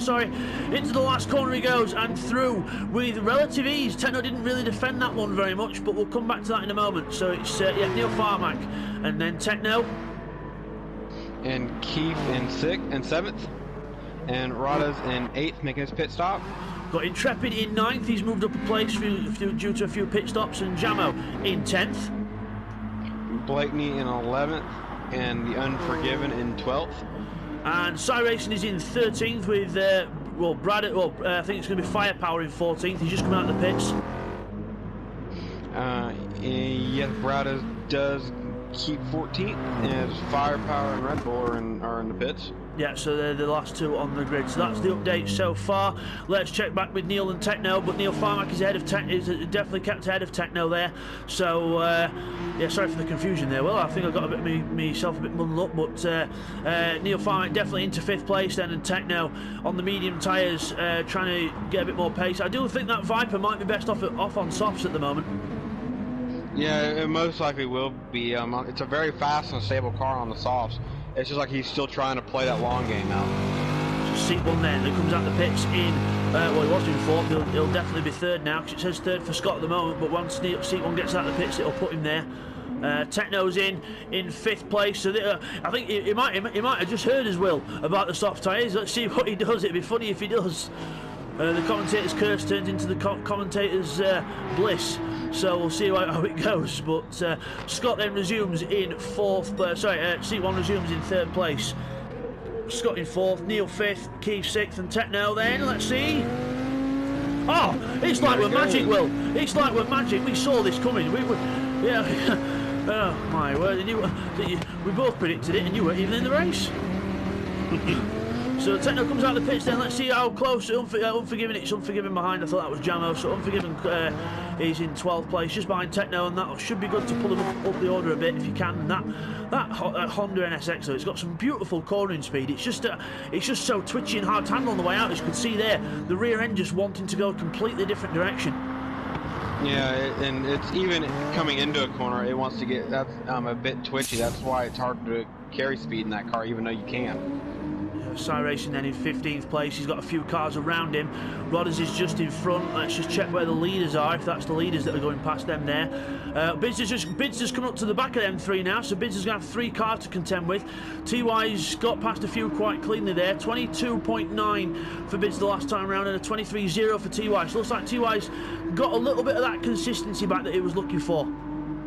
Yeah, it looks like he's starting to get a little bit back now, but the only thing is just hopefully it's not too late for him to, catch him back up on track. With pit stops, still getting some more time, but with this all lap traffic, he really has to navigate it well to keep up a bit. And we've had another change of position, Will. We've got Jamo ahead of Rodders then. So the McLaren moves ahead of the Toyota, but the Toyota is not giving up on this, but he's on fresh medium tyres, Jamo on fresh soft. So what do you reckon Rodders could stay with the McLaren? I believe he can, but if you noticed it through that last corner, when they both went through it, the McLaren actually gained just a bit of time there with a better traction. It looks like he gained a bit more on the exit of the last turn too. Yeah, that last turn, yeah, he's the Rodder's got good apex speed, but he didn't quite have the acceleration out the corner. That's the compound difference between the two tyres. I thought that was locking up the brakes. Then it's actually that little dust as you go onto the slight bit of AstroTurf there. But now Bids has got to try and find a way past all these now, because blue flags are waving, and that's because Bids is coming back up behind. But I do think this game does wave its blue flags quite a bit early. Yeah, I've noticed that it's like 2 or 3 corners before that the car can even see the lap cars are already throwing blue flags. But I would imagine, even with the battling, I would imagine they'd probably let Bid through here. But it's going to be a tight one to see with the 2 cars battling. It'd be quite fun as well, obviously, with the blue flags waving as you're going through the corkscrew. Then you look in your mirror and you're like, oh, you can see his tarmac. I'm like, I can't see any cars behind me. Then you get onto the start-finish straight and you're like, oh, there they are. Because, yeah, not a good place to try and pass people down the hill from here onwards. Probably better off to try and get past people in the first sector. But, yeah, Laguna Seca, definitely not the easiest circuit to do blue flags on, especially with the flow of the circuit. And no, it's not. I mean, some corners you get a good run out of, but most of the time you get a good end of a corner. The next corner is a blind corner that's really hard to pass on. So just like the corkscrew, it's an 18-meter drop for the corkscrew, so it's a very tough corner to pass on. That is a very steep drop there. As Bids is into the pits and TY follows, then he needs to follow, try and keep up with the pace. But Bids then sensibly coming into the pits, so he doesn't have to go through that mob of traffic. So sensible stuff there by Bids, and he's got a little bit more fuel left in that tank than TY has, but TY's had to follow him in. I'm just doing a comparison of the tyres here, guys, and yes, the tyres on the Audi are not holding up as well as the tyres on the Nissan at this stage of the race, which is kind of surprising, but kind of not surprising in another way. Yeah, and it really is. You'd figure the Audi being a mid-engine car would kind of help its tires out just a bit compared to the rear-wheel drive Nissan. But that could be just TY pushing his car just a bit harder. So just as they come out the pits, then we saw Seek and Scott go through. So Scott and Seek go through, and they're still battling for 3rd and 4th positions. They're sort of the same gap as Bidster and TY actually. So for similar kind of battle that we've got for 3rd and 4th here. And Scott on a whoa, really dangerous there by Scott on that. Well, not dangerous by him. He didn't mean to do it, but onto the sausage curb. And that is how dangerous sausage curbs can be. And that could have been a whole lot worse in real life. Will, that would have been a suspension failure and straight into the tyre wall.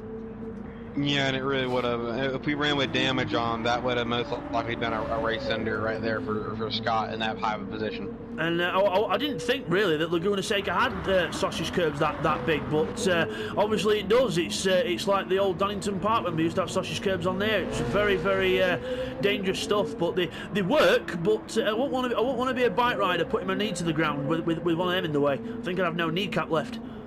Yeah, that'd be a definite. Yeah, we're gonna give you a fake kneecap. Yeah, as Bids then goes through past Seat 1 then, and Seat 1 there now he'll probably try and stick to the back of Bids the best he can. TY's just coming out the last corner then, so let's see what the gap's going to be roughly. So 7, I think that's probably about an 8-second gap, Will, something like that, and TY's got a lot of work to do here. Yeah, and he does, but if he can monitor the lapping, he can probably gain some of that time back. So Keith then on his longer run goes through in 5th. Red Bull letting Techno go through at the last corner there. So good sportsmanship there by Red Bull.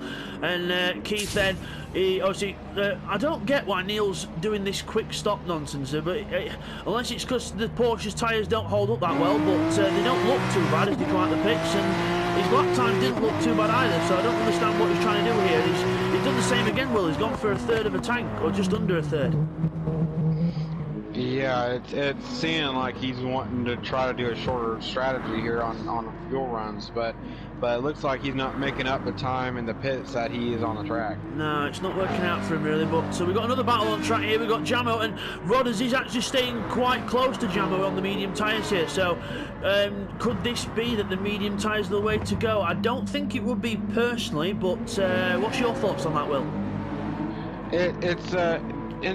So we're seeing in the leaders, they're doing the soft strategy, but when you go down to the midfield, you're seeing everything, and it looks like it just really depends on the car. So some cars are handling a lot better on the medium tire than the soft or hard compounds. Yeah, weird stuff in that mid-pack, but a lot of people doing random strategies at first, but I think the soft compound was probably the right way to go, but we'll have to see if that sticks. So Cy Racing, he's definitely used to that Aston now, because he's kept with Rodders and Jamo for quite a while now, and it's just a shame that he's, like you said earlier, Will, he's just got used to that car a bit too late. Yeah, and I mean, might be able to make up a position or two, but he's already multiple laps down to the leaders, and then I believe he's 1 lap down to the car ahead. Yeah, he's about that. Yeah, he's. I think Red Bull is behind by quite a while, and then Unforgiven is just actually coming into the pits now. So let's have a look. 58. Actually, they're on the same lap. I think. So let's have a look. Okay. So.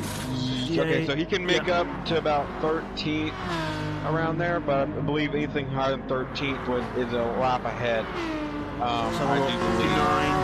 So Unforgiven coming out the pits then in 15th. He's on lap 59. We've got Cy Racing on lap 59. So that is a change position then for Cy Racing up to 14th. See, it's changed there next to his name. So 14th there for Cy Racing. Let's have a look at Bradders' pace. And Bradders is only about a corner ahead. So that's probably about a 5-second gap. And Bradders in 13th then, a 124.6 last time round.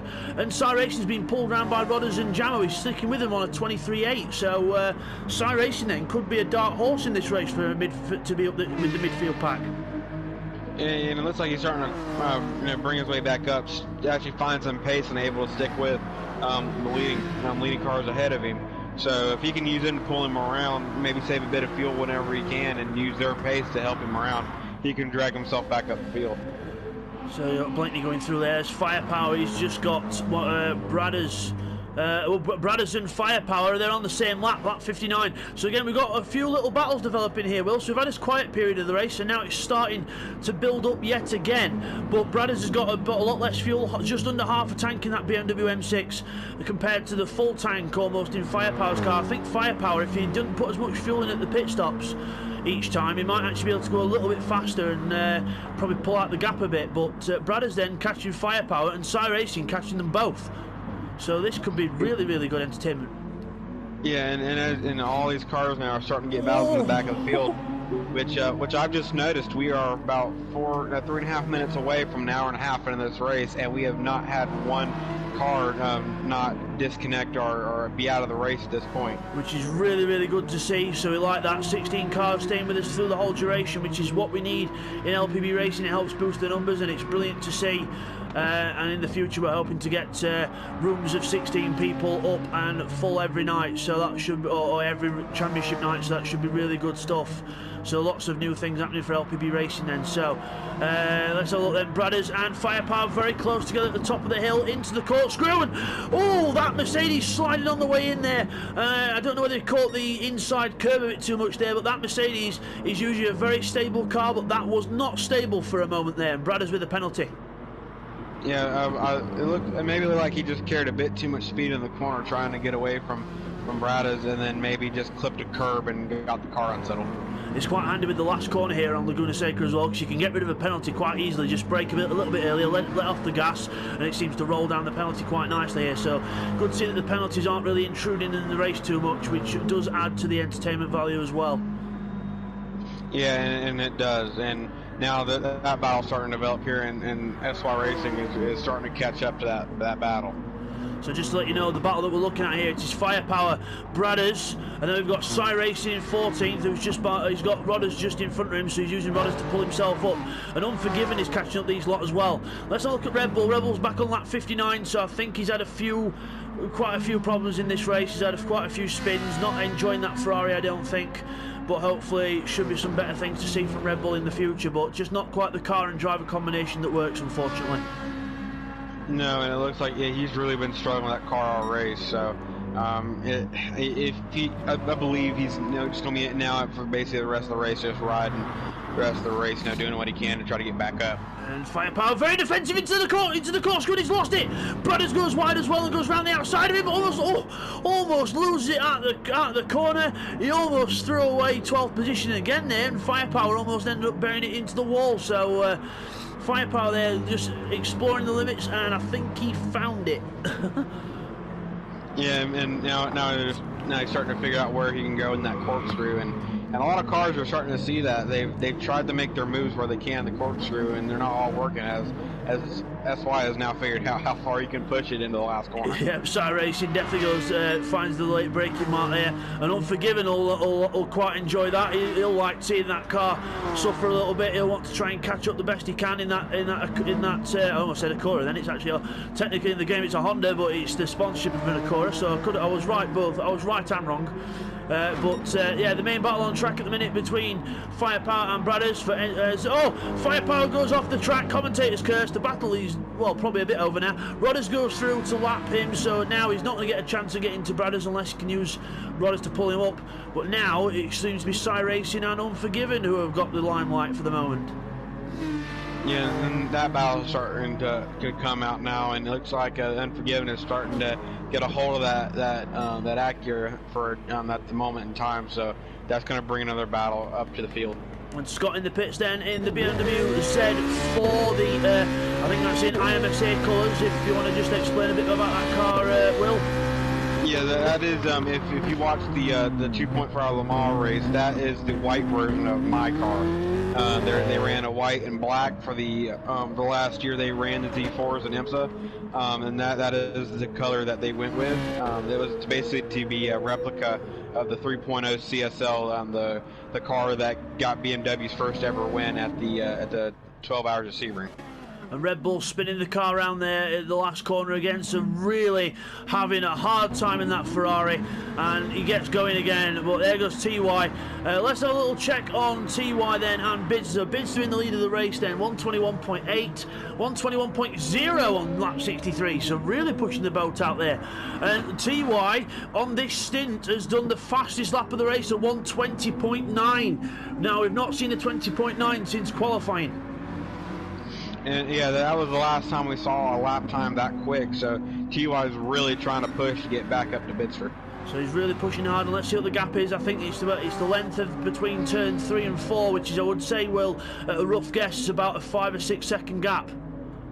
Yeah, roughly that's about 5 or 6 seconds. So, I mean, that gap is able to be brought back closer. It's just TY is going to need a lot of luck and need Bidster to have a few, run-ins with traffic and a bit of scripts on track. And you just mentioned about traffic and screwing up, and here's Bidster making his way through the traffic. So, Unforgiven goes wide there, Bidster goes through on the inside, and this could be TY's chance, but he needs to make sure that Bidster gets the traffic in the worst place possible.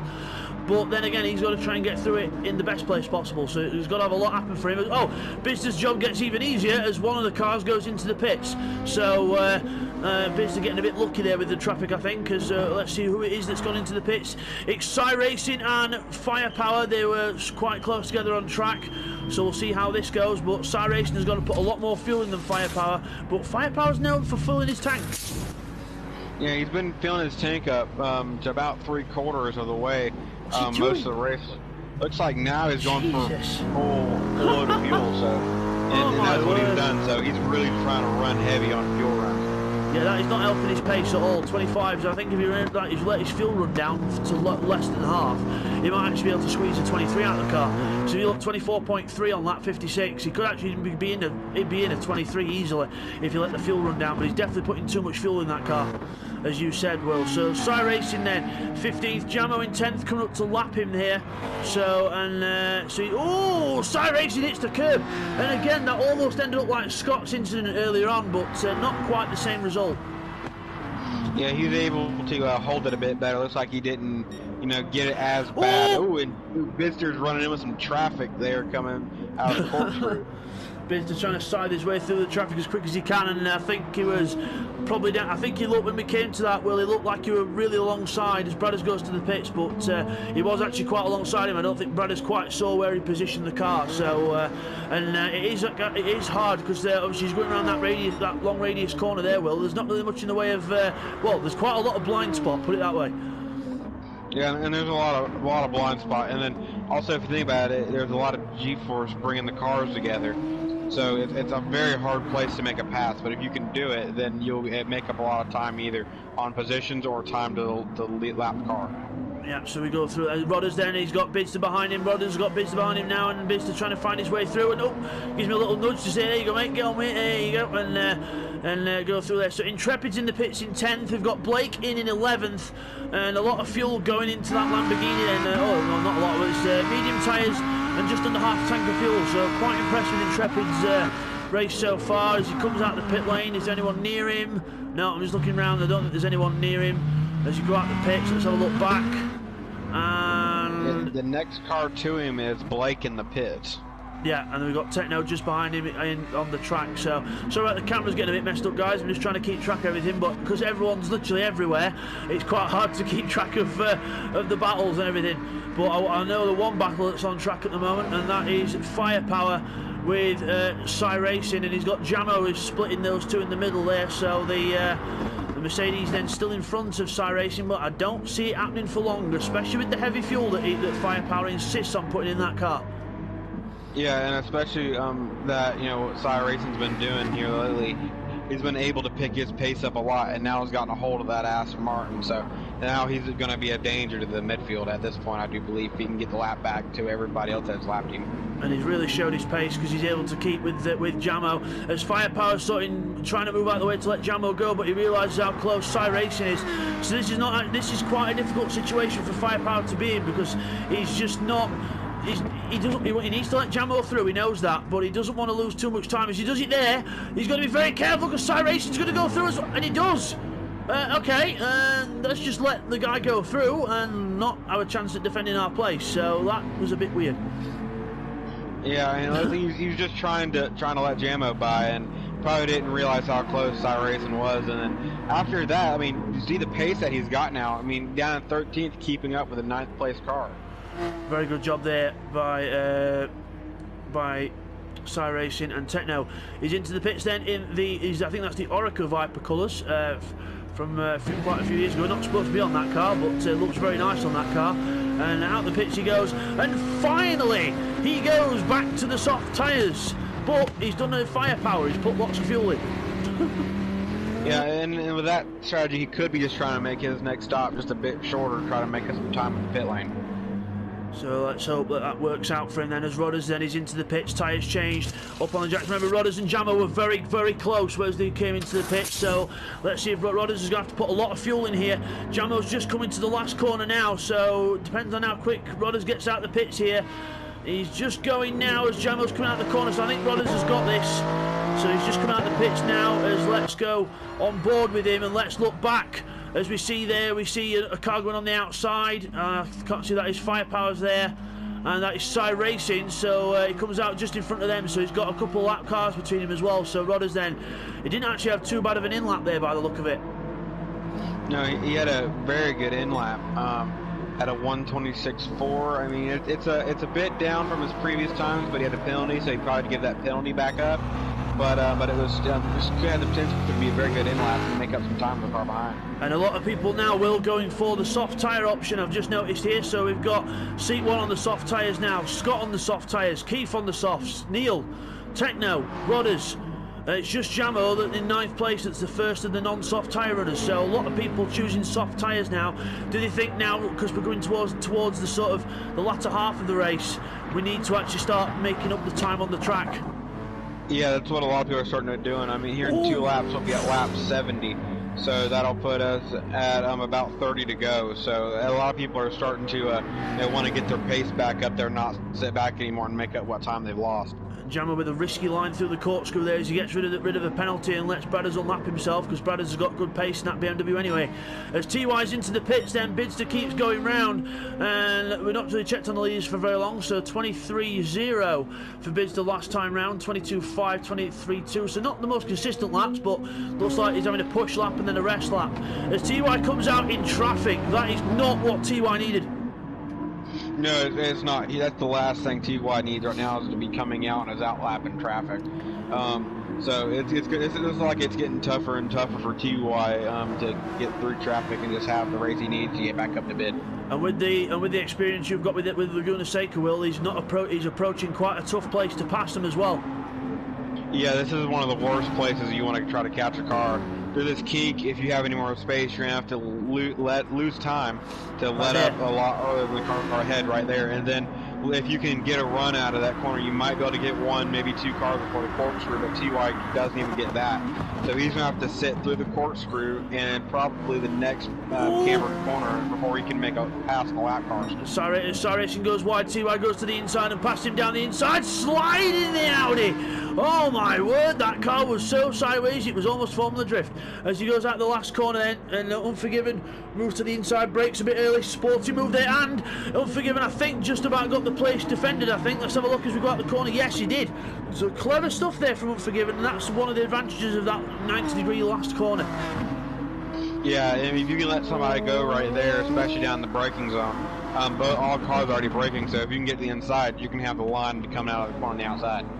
So the gap remains the same then. Bidster is in the lead. He's just coming up towards turn 3 now at the pits. He's just pitted for fresh tyres, and Bidster leads the race then with TY just coming under the bridge. So it's about the same gap, but look at TY's lap time now. That traffic has got him pumped, and he's just gone a whole 1/10 and a half faster. It doesn't sound like much, but trust me, in a race where they're doing this consistent lap times, it is just done a 1/10 and a half faster than the fastest lap, which was actually his own. And now he's just got Rodders to pass up towards the chicane, but Rodders is usually 9 times out of 10 very good with traffic. Yeah, and most of the time he is able to do it again, pass people very good. But again, 2 laps in a row being held up in the corkscrew. Not this time, though. He's right behind him, giving him a little nudge, saying, "Oh, excuse me, I am here, you know." And I don't know how you can miss a bright green and red Audi in your mirrors, but still, as Rodders then eventually moves to one side, and TY manages to get the power on round the outside of him, but again, that has lost him too much time. That first sector that was really fast has been wasted there, and so Bidster then, I dare say, actually, even though with the traffic, I think that gap's gone down unless Bidster put more fuel in, but let's come down a little bit. But Bidster's in the lead then. TY, Seat 1 in 3rd place. We've got Scott in 4th in the Z4, and they're still maintaining a very decent gap as well. Yeah, and they are. I mean, you know, Seek's not too far ahead. He's about a corner ahead, maybe at most. So that battle could probably come back here too. The only car in between there's no car in between 3rd and 4th. So that battle starting to come back into play here also. And definitely hats off to Red Bull. He might have had a bad race in this one, being in 16th, not having the pace, but he's been a true gentleman when it comes to the lapped cars. He's been keeping himself very out of the way and doing a very good sporting job there. So hats off to Red Bull in this one. Not got the pace, but a true sportsman in this race. Scott catches the gravel on the way out the corner and loses control of the car. And I'll tell you something, I think that's been on the cards for a few laps with the top 6. Yeah, that corner is starting to be a problem for a lot of people. They're just trying to carry way too much speed through there and try to get the run to get that good run out of this corner also. So, you know, that corner is starting to catch a lot of people out. And he's very lucky. It was very lucky there, actually, Will, not to spin the car, because that could have easily gone round on him if he kept his foot in it. Thank God he had the reactions he did, and Red Bull beautifully moves out the way up the hill. But yeah, Scott, luckily with reactions of a cat, caught the car just, and he just bounced off the wall a bit, but still managed to survive. So coming towards the end of the lap then, Seat 1 in 3rd, Scott 4th, Neil Farmack in 5th, low fuel again, going after pit soon, and we'll see where he comes out. Techno though is on the soft tyres, and that could be the next swap that we see. Yeah, that'll probably be one of the next lead changes we'll see in this second segment. So speaking of the second segment, we're just about to end this second segment here, and then we'll be back in a few moments with part 3. So we'll see you for that, guys, and take care. That is the end of part 2 of our Laguna Seca 2.4 hours, and next we will have a little break and then resume with part 3.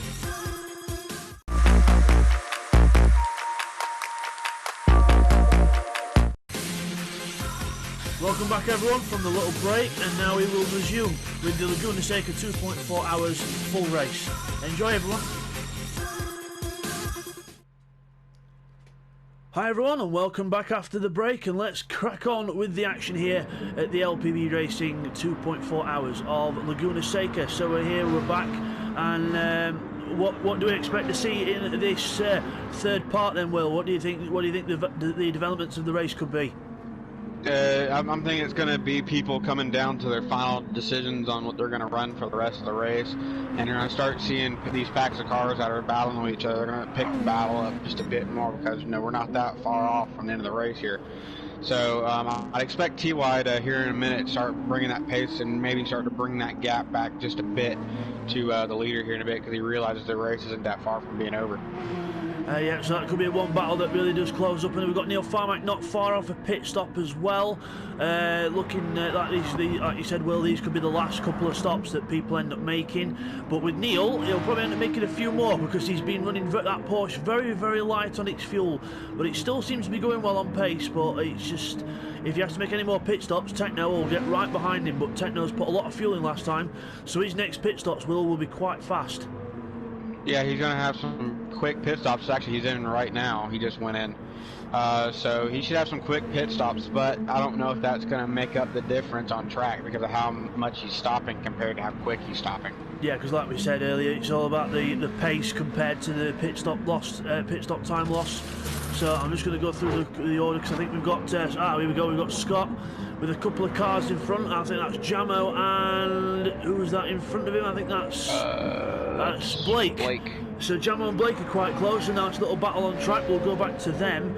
Here we are, Blake and Jamo, and Blake's getting blue. Oh, he's defending actually from Jamo. So Jamo's right behind the Subaru now, or then all the Subarus just got past. I can't quite remember how it was. I think Jamo's closing up on him, and Blake's got to try and hold the McLaren off here, which is on quite a fair bit of fuel and fresh tyres, and he's going up the inside, Will.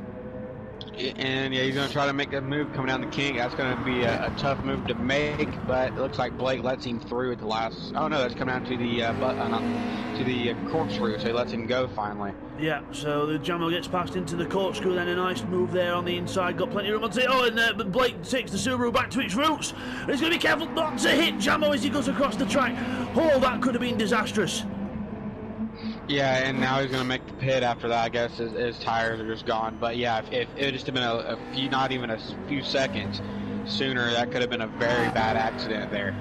Thank God that Subaru's good on its time. That is not going to help, because Techno is now ahead. Techno's now ahead anyway after the pit stop, but Keith's gone through as well. So Neil making a big error there. And yeah, so big mistake there from Neil. We'll try and get that in the replays at the end if we try and get some through. But now he's got bids to catching him up.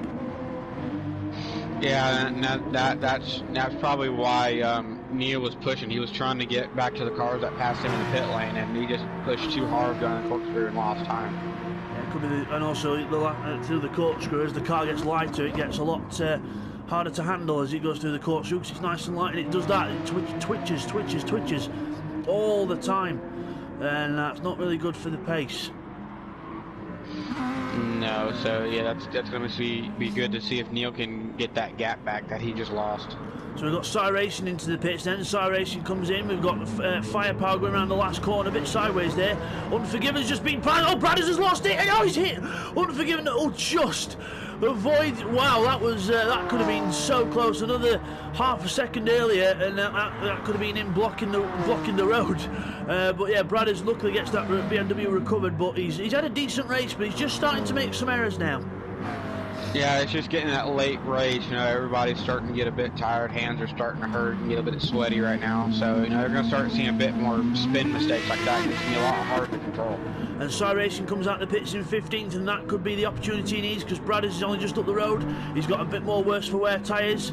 Yes, he's about to get lapped, but he's not doing too bad. We've got Unforgiven just a bit further ahead. So actually, it's still quite close because you've got Firepower, Unforgiven, Bradders, and Cy Racing now, all probably within two or 3 seconds of each other. So things starting to close up as Firepower is the tank slapper of all tank slappers, and that is one corner where you do not want to run wide because it sucks you in.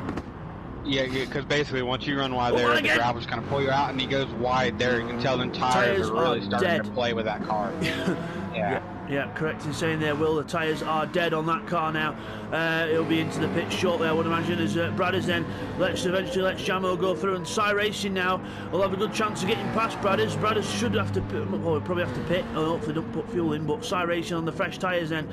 Even if Bradders doesn't pit, he does pit actually, so he saves us from that. And actually, Unforgiven and Firepower in as well, so the battle goes to the pit lane, Will. And now we're going to be see who puts in fuel and who puts in a lot less fuel to see who's going to come out of this pit lane first. So it looks like everybody's going to be taking tires on this stop as well. Unforgiven's got a lot of fuel to put in though, Will, so that could put him further behind. Firepower and Bradders, even if they put some in, they're not going to put much in. Firepower still keeps the tank full. He clearly likes that Mercedes heavy, and he's going to lose him time. But Bradders comes out the pits then, and Unforgiven is putting a lot more fuel in that car. So he's gone for a longer stop now, for quicker stops near the end. So do you think that could pay off for Unforgiven? And it possibly could, making a few less stops or quick stops. But it's also going to see how that car handles on a full tank too, because it could clear up or it could make it worse. So we'll have to see as the stint plays out. We'll have to see like you said, we'll have to see as the stint plays out. And Jamo is into 9th place now, as Intrepid in 10th, and Blake's actually gone back down to 11th. So yeah, I think Blake's just recently pitted, if I'm not wrong, Will. I'll let you just check up on that, but he's right behind Intrepid now in the Lamborghini, and looks like the Lamborghini's getting up to some traffic as well. Yeah, so now it's going to be a little bit of a train here that's going to form up. But he stopped roughly about 4 laps ago. He's made a stop on, I believe, 71. Was this? That was a penalty one. I think that's a 73. I think was the pit stop. Yeah, so a couple laps. Yeah, that'd be around 73-ish. He would have pitted. So he's only been out in 3 laps so far. Yeah. Oh, and Techno not making it easy for these other guys to pass him. But then again, Techno is the one that's in front on track position, and Intrepid now goes to the pits. And we've got, I think, Techno, is that Techno? Yeah, Techno's in as well. So hopefully that Dodge goes back on the soft tyre now and actually does less fuel, because that would really put him back in the game. We'll have to see where Intrepid comes out as well in the Lamborghini. Still running well in that car. Yeah, and Intrepid's doing, he had a rough few laps, but he was able to bring that car up to 11th and sit there. He's having a good race. The big thing I've been noticing is the Viper. It's been having a very good race. The last 2 super season races that car's been in hasn't really been up there with everybody else. So that car is sitting in 5th. So Viper's having a good race in its 3rd super season race. But yeah, exactly true that.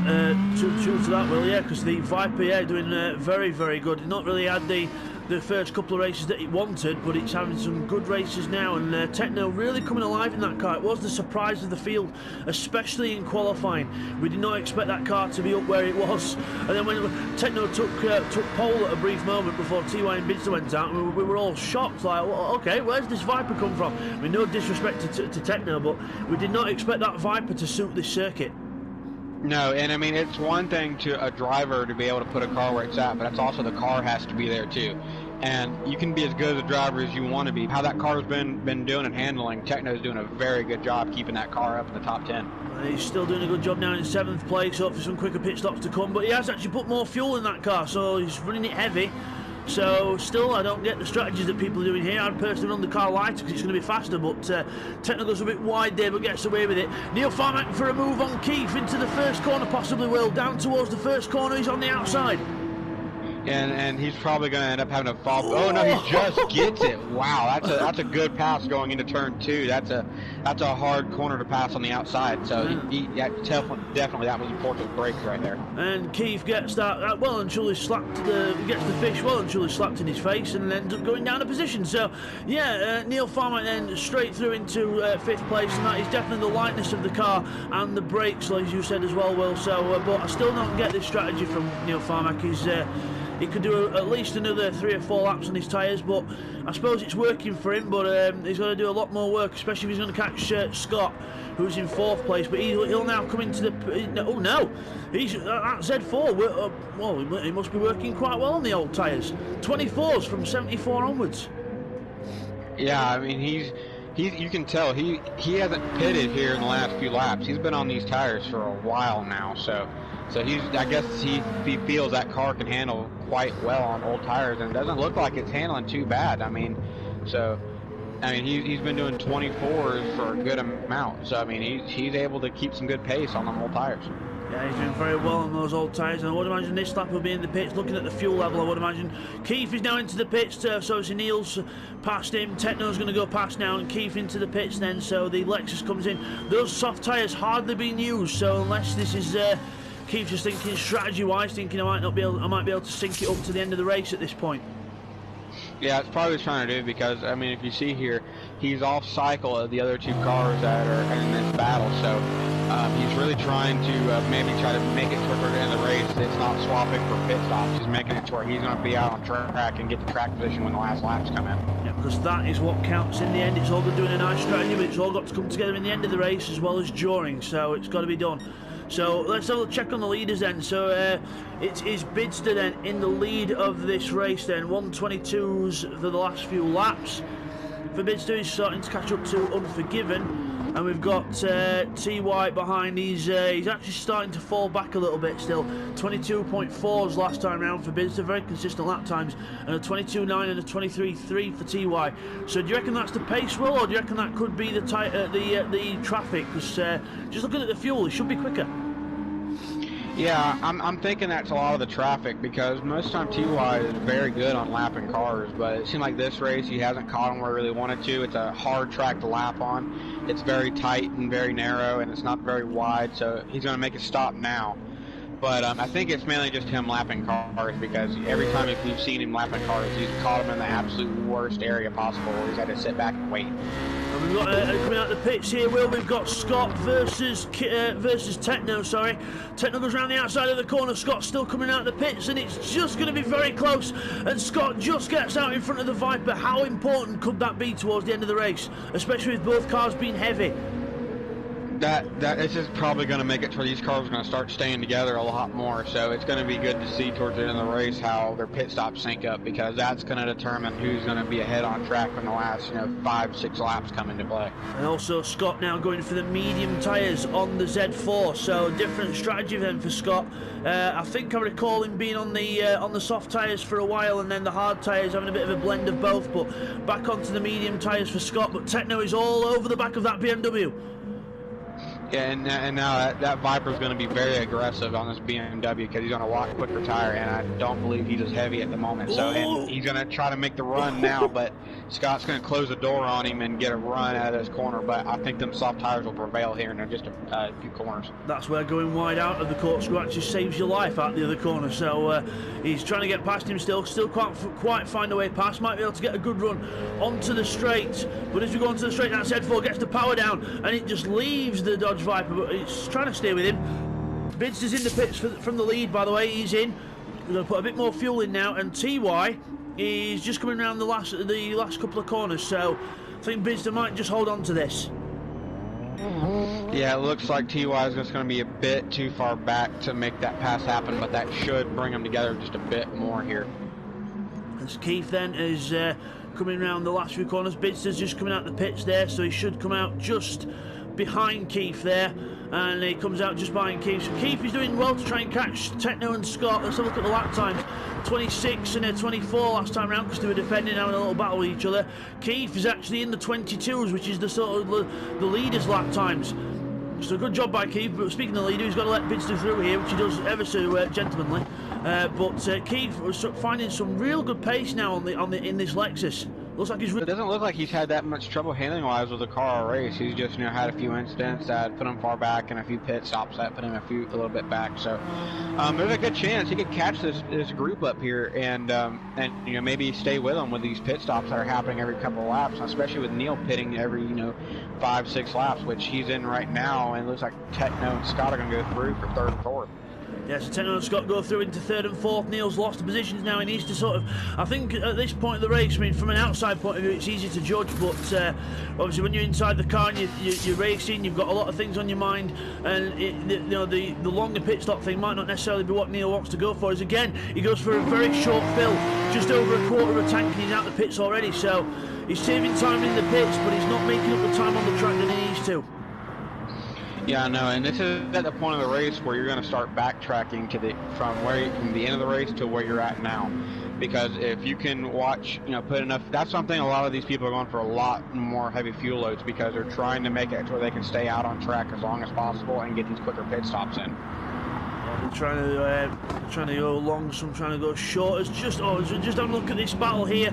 Got Firepower in 13th, just been lapped by Seat1. He's about to be lapped by Blakeney. Cut car off Bradders on the exit of the corkscrew. Probably put too much power on the exit of the corkscrew, and again another very easy mistake to make at Laguna Seca. Will.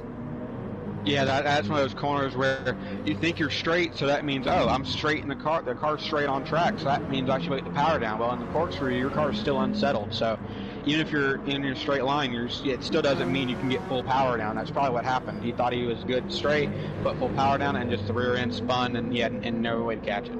Yeah, so Bradders down into, he's still in 15th place, lost some ground on the others, but Scott and Techno here providing the action here at Laguna Seca. We are on lap 84 of 101 here at Laguna Seca. We're doing very well in this race. Everyone's doing very well. I must commend everyone for doing well. The cleanliness of the driving, the awareness of the guys that have been lapped. I think everyone's really been alert in this race, and it's a good advance for the group.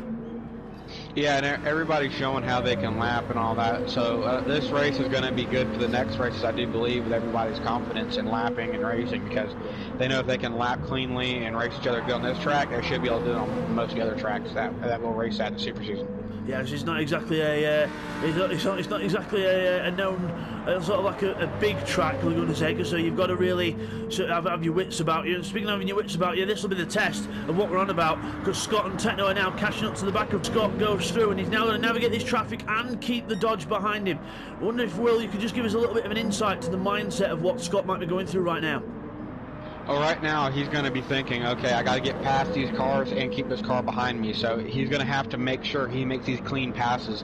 And right now, I'm not sure if Scott would be nervous in the situation. I know that in my real racing experience that I've had to do this, it's a very nerve-wracking situation because he got lucky and caught him on straightaway. Where if you catch him in corners, you've got to really navigate it.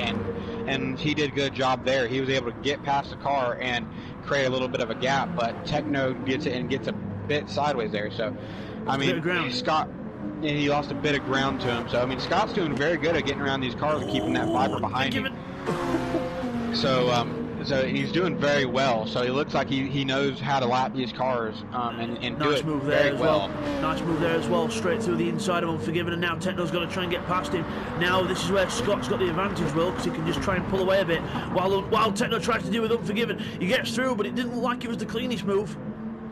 No, it looks like he kind of threw the car down the inside, and Brad has now got to run because of that. And he's going to pass him in the kink, but Unforgiven goes on the dirt and gets pulled out a bit there. That's not a place where you overtake. No, it's not. You don't see people overtake there. Most of the time, it's a straight line. I'm going to get a run out of this corner and pass him on the run to the corkscrew. You know, we don't pass in the kink. You set up the pass in the kink.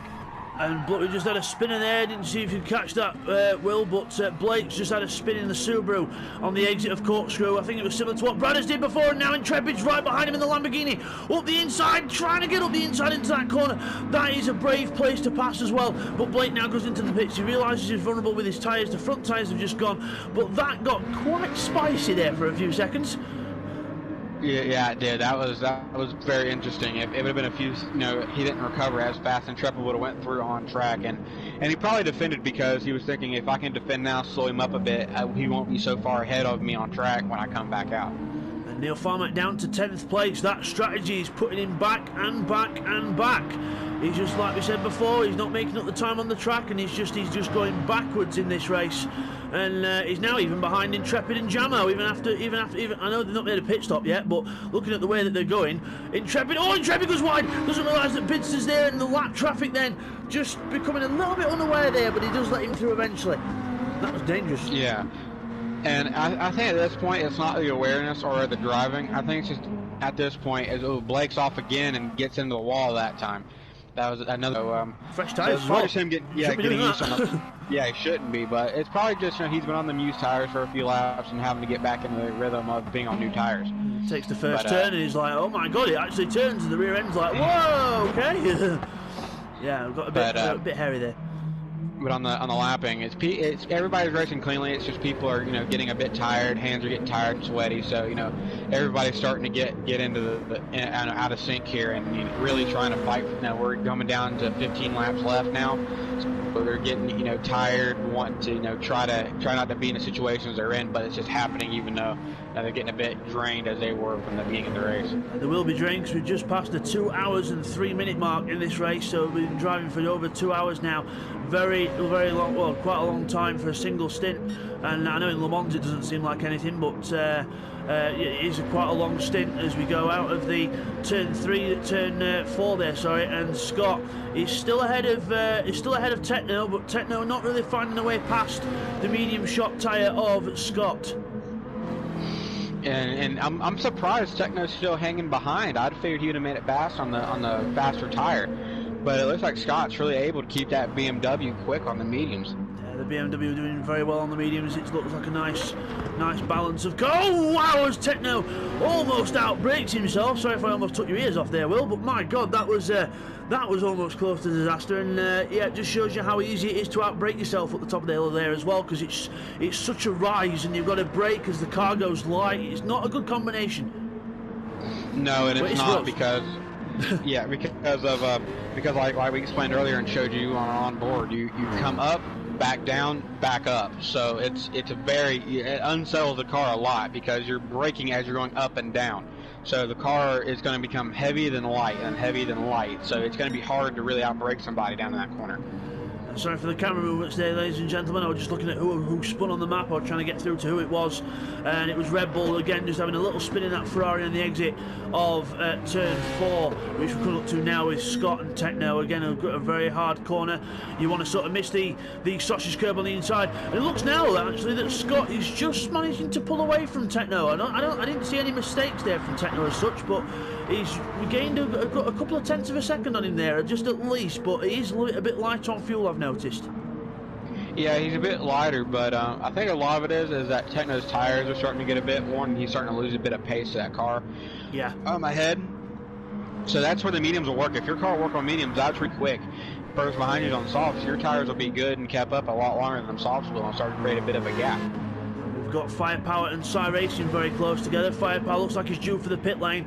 Those tyres looking a bit out of date here, but he's actually he's going to fight for it. Defends the inside line, and into the last corner we go. And gets a bit snappy out of the corner. That's the wear of the tyres. And Cy Racing looks like he's going to take 12th place to the Aston Martin around the outside of turn 1. Just gets it ahead and gets the position. So the Aston Martin on the way up the field. Firepower looking like he needs to pit within the next few laps.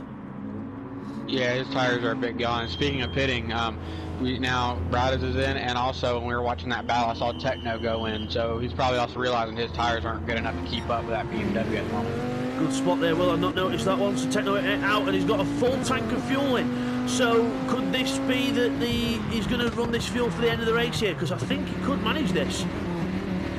He could probably make it to the end of the race. We only have roughly 12 laps to go, so depends how much you save. He might be able to make it. It's going to be close on that one. It's going to be a very close, very tight run, so he probably was trying to backtrack for the race. No, Keith will be pitting probably this lap, most likely. I doubt he'll be able to make it around one more time. Yeah, Keith will definitely not make it this lap. Don't make it around another 3 or 4 laps at least. And he's going to be in this lap or the next. I would imagine this lap. Again, good pace from Keith. A bit of the underdog of the race, really. You're not really seeing much of him this race, but he is up there, and at the minute he's separated Techno and Scott, but he has got a pit stop to do, but it should be a little bit quicker than some of the others, but we'll have to see.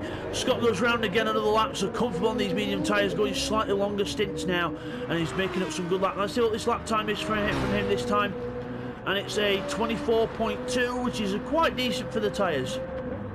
Yeah, for what his tires are, he's having some good pace on him.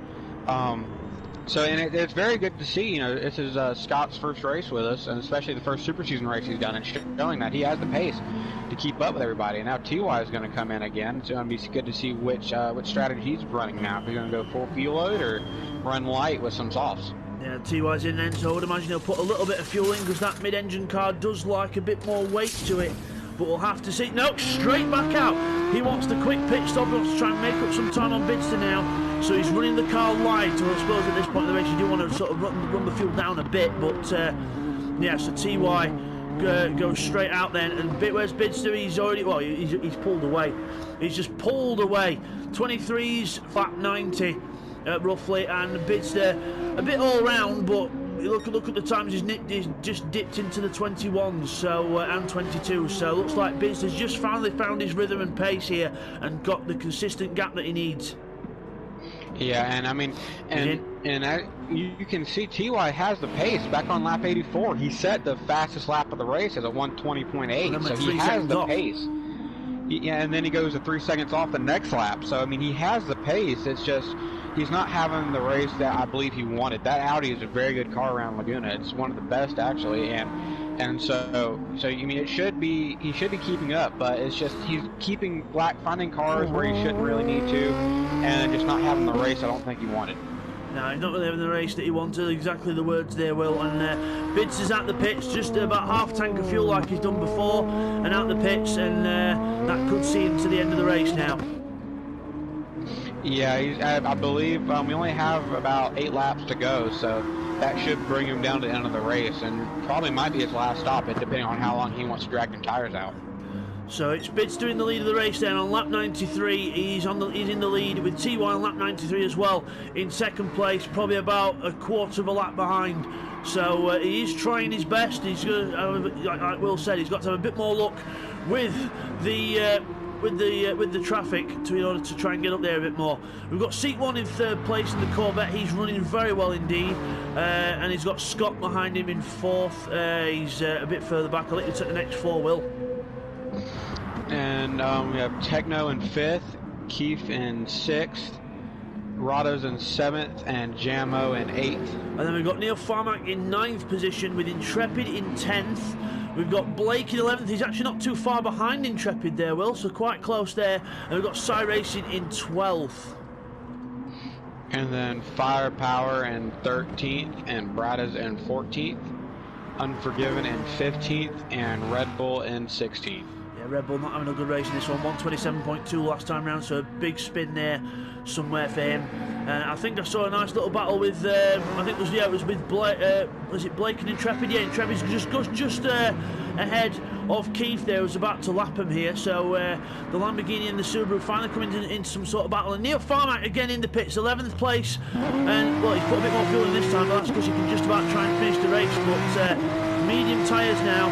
And yeah, Neil's not really helped himself with the strategy in this race, and he's now down in 11th. He should not be there. Yeah, that just shows you that it's not outright pace second in one of these endurance races. I mean, and anything can burn you. Bit has an off there, but anything can burn you in these races. I mean, Neil's strategy. At first, he was not doing bad on strategy, keeping up with the group and all that. Then all of a sudden, he went with this really low fuel strategy. So, and you see there, it's not really working out for him. He's dropped from 5th down to 11th just because of that strategy alone.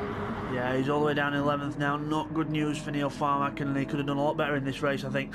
But TY, there will fast stop of the race like we saw again, 120.5. Oh, he's only just gone and took another tenth or two off the lap record. Why not? And now he's got Bradders behind him. But again, like you said, Will, the traffic not helping him because Bradders is he just can't get around it. Can't get around him. And yeah, and they're having a big moment trying to lap him. But I'm talking about earlier the pace of that Audi. I actually have something up here of the real Laguna Seca 8 hours that we were basing off of here. 2017 and 2018, and Audi actually won this race, and 2019 was a Ferrari. So that car has the good around this track. It's just it's not TY's day. No, he's just not had the luck with the traffic, as you saw there with Bradders. He did see him, but TY could have stuck it down the inside there and got through. He just didn't know which way Bradders was going, and I think he just got a bit flustered at this point of the race as well. So not good for TY.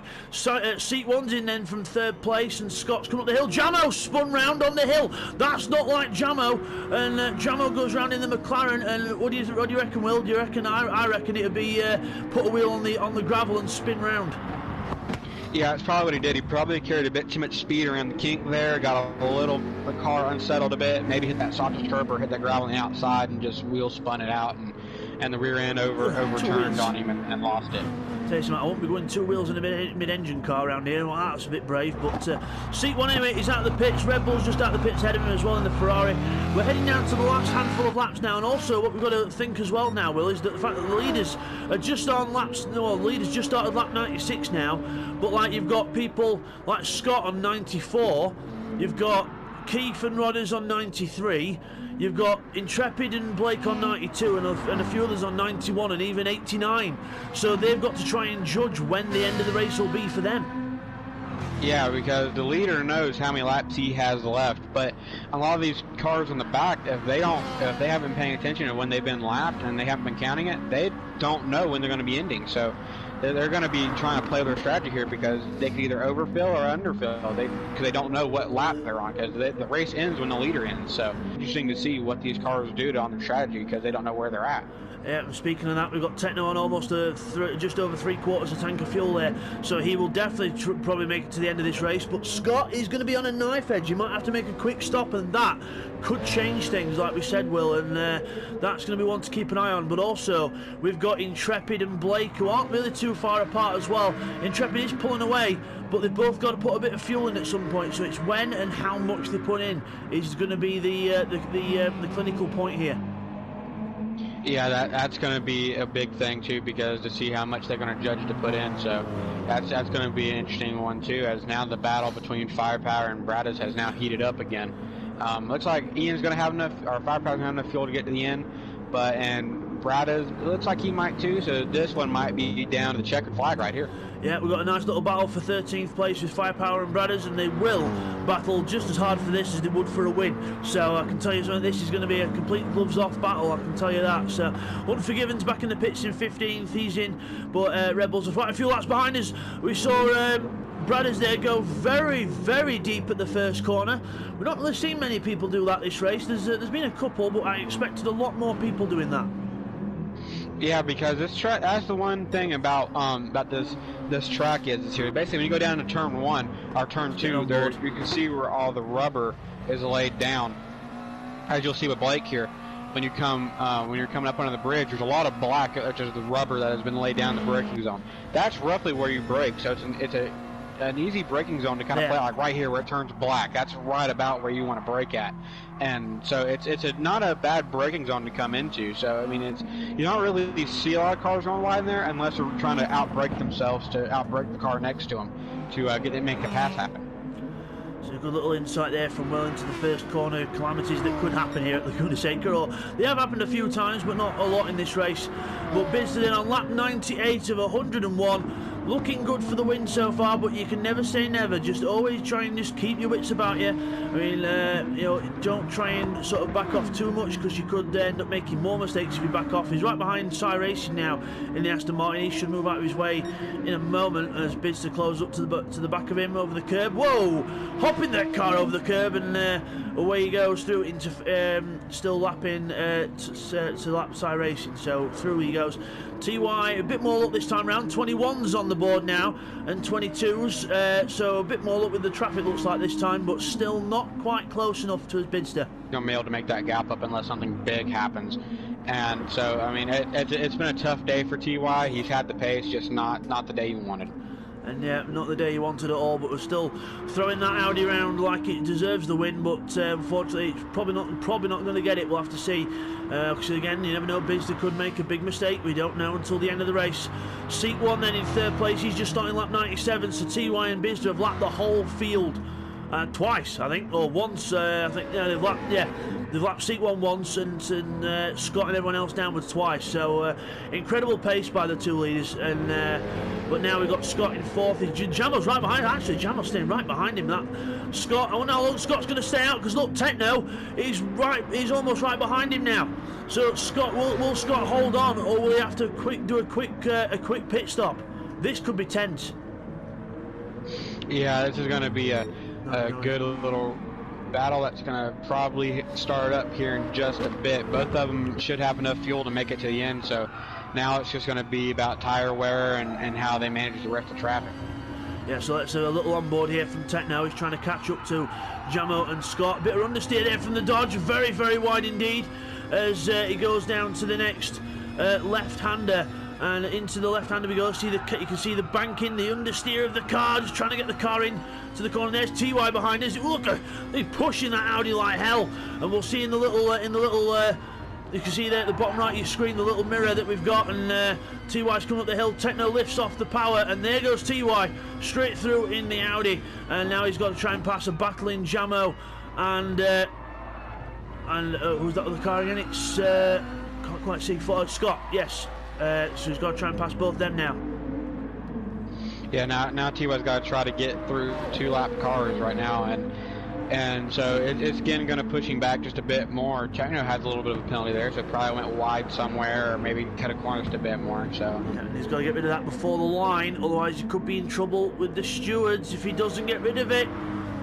Or was this before? I can't remember. Was this the point before when before we did the penalty thing? I'm sure we enforced it at this time.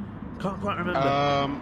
I think it was after Spa we did that. After the Spa race. Yeah, so that should be taken into effect then. So that could be a penalty there then for Techno in the late stages of this Laguna Seca race. Then that could be a penalty for Techno, and if that is added on, it could be a 10-second penalty. So if he gets past Scott, he's going to try and make up 10 seconds now, because the rule is with LPB Racing, if you've got a penalty, it will start finish line unless you get it out of the last corner. So that could be a race-changing thing there.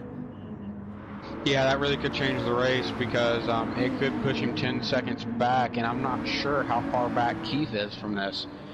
I'm not sure if that's 10 seconds, but if it is, that's going to really change this race. And you can see TY's trouble that he has with the traffic, because he's still behind Jamo. He's just catching the traffic in all the wrong places.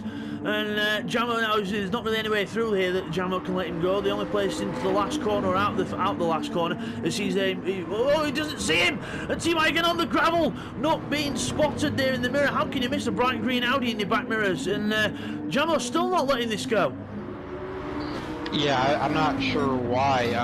we do have the four-corner rule, so I'm not sure why Jamo is defending so hard. I mean, he doesn't have anybody behind him to worry about the pass. It's all cars that are ahead of him, so I'm not entirely sure why he's holding him up. Well, he's on fresh tyres and not much fuel, but still he should be letting the leader go here, because TY is just stuck in this battle now. He just can't get anywhere, and Techno goes wide, and that's definitely more than 4 corners. That's almost a whole half a lap. We're not letting him through, and yeah, that could be a penalty for Jamo if he's not careful. But now he finally lets TY go through, but and Techno as well. But Jamo could be in trouble there. Yeah, that if you let him go for any longer than 4 corners, that's definitely going to be a penalty right there. So here we go then, last lap of the race, lap 101 out of 101 laps here at Laguna Seca, and it's going to look like it's going to be Bidster for the win here, Will. Yeah, had a very good race, and we got a very good gap to TY now, and he's going to come through to pick up another super season win. So Bidster then comes across the line in the Nissan to win the Laguna Seca 2.4 hours. Well done to Bidster. Congratulations, and a good win for the Nissan. And the Nissan is not the car we expected to win this race. TY finally gets past that traffic as Techno and Scott into the last corner. He's getting close. Scott goes wide out the corner. There's possible contact there, but Techno takes 4th, Scott 5th. But again, that penalty could take effect, and that could change things. Yeah, and it could, and that's going to be a big one to see after the race. And yeah, that was a very, very good finish there and down the last lap. Now, as the rest of the field will come across the checker flag. So let's check the rest of the field. Then we've got a group here of Keith coming in 6th, Neil Farmack in 9th. We'll get the order finished for you in a moment, but as the race finishes, obviously a lot of people have been lapped in different places in the right order. So we'll try and get us we'll get the results in for you a little bit later on. But we're just waiting for seat 1 to finish. He's got Blakeney on track as well. They're coming to the last corner. I think these are going to be a few of the last ones to finish here. So we're looking at seat 1. He goes through on the inside of Blake. Techno's already crossed the line. Scott's crossed. Keith's crossed. Rodders is crossing now. Weaves from Rodders. Not a bad race from him in 7th place in the Toyota. And seat 1 then just coming across the line with Blake as well. And who's going to be the last car to cross the line? I think it's going to be Red Bull who takes the 16th place. But an epic race there, Will, and we'll get your thoughts on that in just a moment, but we'll just go through to the results first. Okay guys, here's the results then of the Laguna Seca 2.4 hours. It is Bidster who wins in the Nissan. Well done to Bidster, fantastic win for him. With TY in 2nd place in the Audi, 18 seconds behind Bidster at the end. Seat 1 rounds off the podium in the Corvette in 3rd, good position for him. With Techno in 4th in the Dodge Viper, a very good finish for him as well. Scott in 5th on his debut, so Scott in 5th in the Z4 with Keith in the Lexus in 6th place. Rodders takes 7th in the Supra, with Jamo in the McLaren in 8th position. 9th place we have Neil Farmack in the Porsche, with Intrepid in the Lamborghini Huracan in 10th. Blakeney finishes in 11th in the Subaru, with Cy Racing in the Aston Martin in 12th. 13th is Bradders in the BMW M6, with Firepower in the AMG 14th. 15th is Unforgiven in the Honda NSX, with Red Bull in the Ferrari 458, rounding off the 16. Also, just to note, TY got the fastest lap of the race as well, so an extra point for him in the Super Season. So as we come back from that then, there is your winner of the LPB Racing Super Season from Laguna Seca, the 2.4 hours. Bidster wins, and it was not the Nissan that we expected to win. No, actually, that wasn't really one of the cars that going into the race I thought would be up towards the front and have that big of a gap. So very good race there, and just shows that any on strategy and anybody alone can win any of these races. Yeah, shows you that it's not just down to the cars, it's down to the drivers as well. It's a bit of a mixture of both. TY there, a good 2nd place. He fought hard in that one, Will, but not quite able to make the... well, didn't have the luck with the traffic. Yeah, no, that's what really hindered him, I do believe. I mean, he set 2 consistent fastest laps of the race. So I mean, he had the pace there, just not the luck that he needed. Yeah, so a very good race throughout everything else, and then obviously you see seat 1 there in 3rd, Techno 4th. We've got Scott there with Jamo at the last few corners. That could be interesting to see what happens there. We've got Keith and Neil together. Neil not having the race that he wanted there as well. So any other comments from you, Will, regarding this race? It was a very good race. Saw a lot of mistakes, but everybody lapped very cleanly, and it was a very good race by everybody. Even though some people weren't there all race long, they stuck with it and finished it. So it was a very good race. Yeah, and a very good stand of the racing as well. And thank you to Will for joining me for this one. We'll see Will again, probably in some other commentaries, especially the Super Season ones. We're going to try and branch out as well and get a few dual commentaries on some championship races as well. So hopefully, guys, you all enjoyed that. And we will see you guys next time for the next Super Season race, which will be at Fuji. We'll see you for that one, guys. Take care, everyone. Thank you all for watching that LPB Racing 2.4 hours of Laguna Seca. We hope you really enjoyed that, guys. Don't forget to like and subscribe to LPB Racing for more brilliant action in the future. And the upcoming event next time is the Fuji 2.4 hours, and we'll see you for that. Thank you all from Laguna Seca.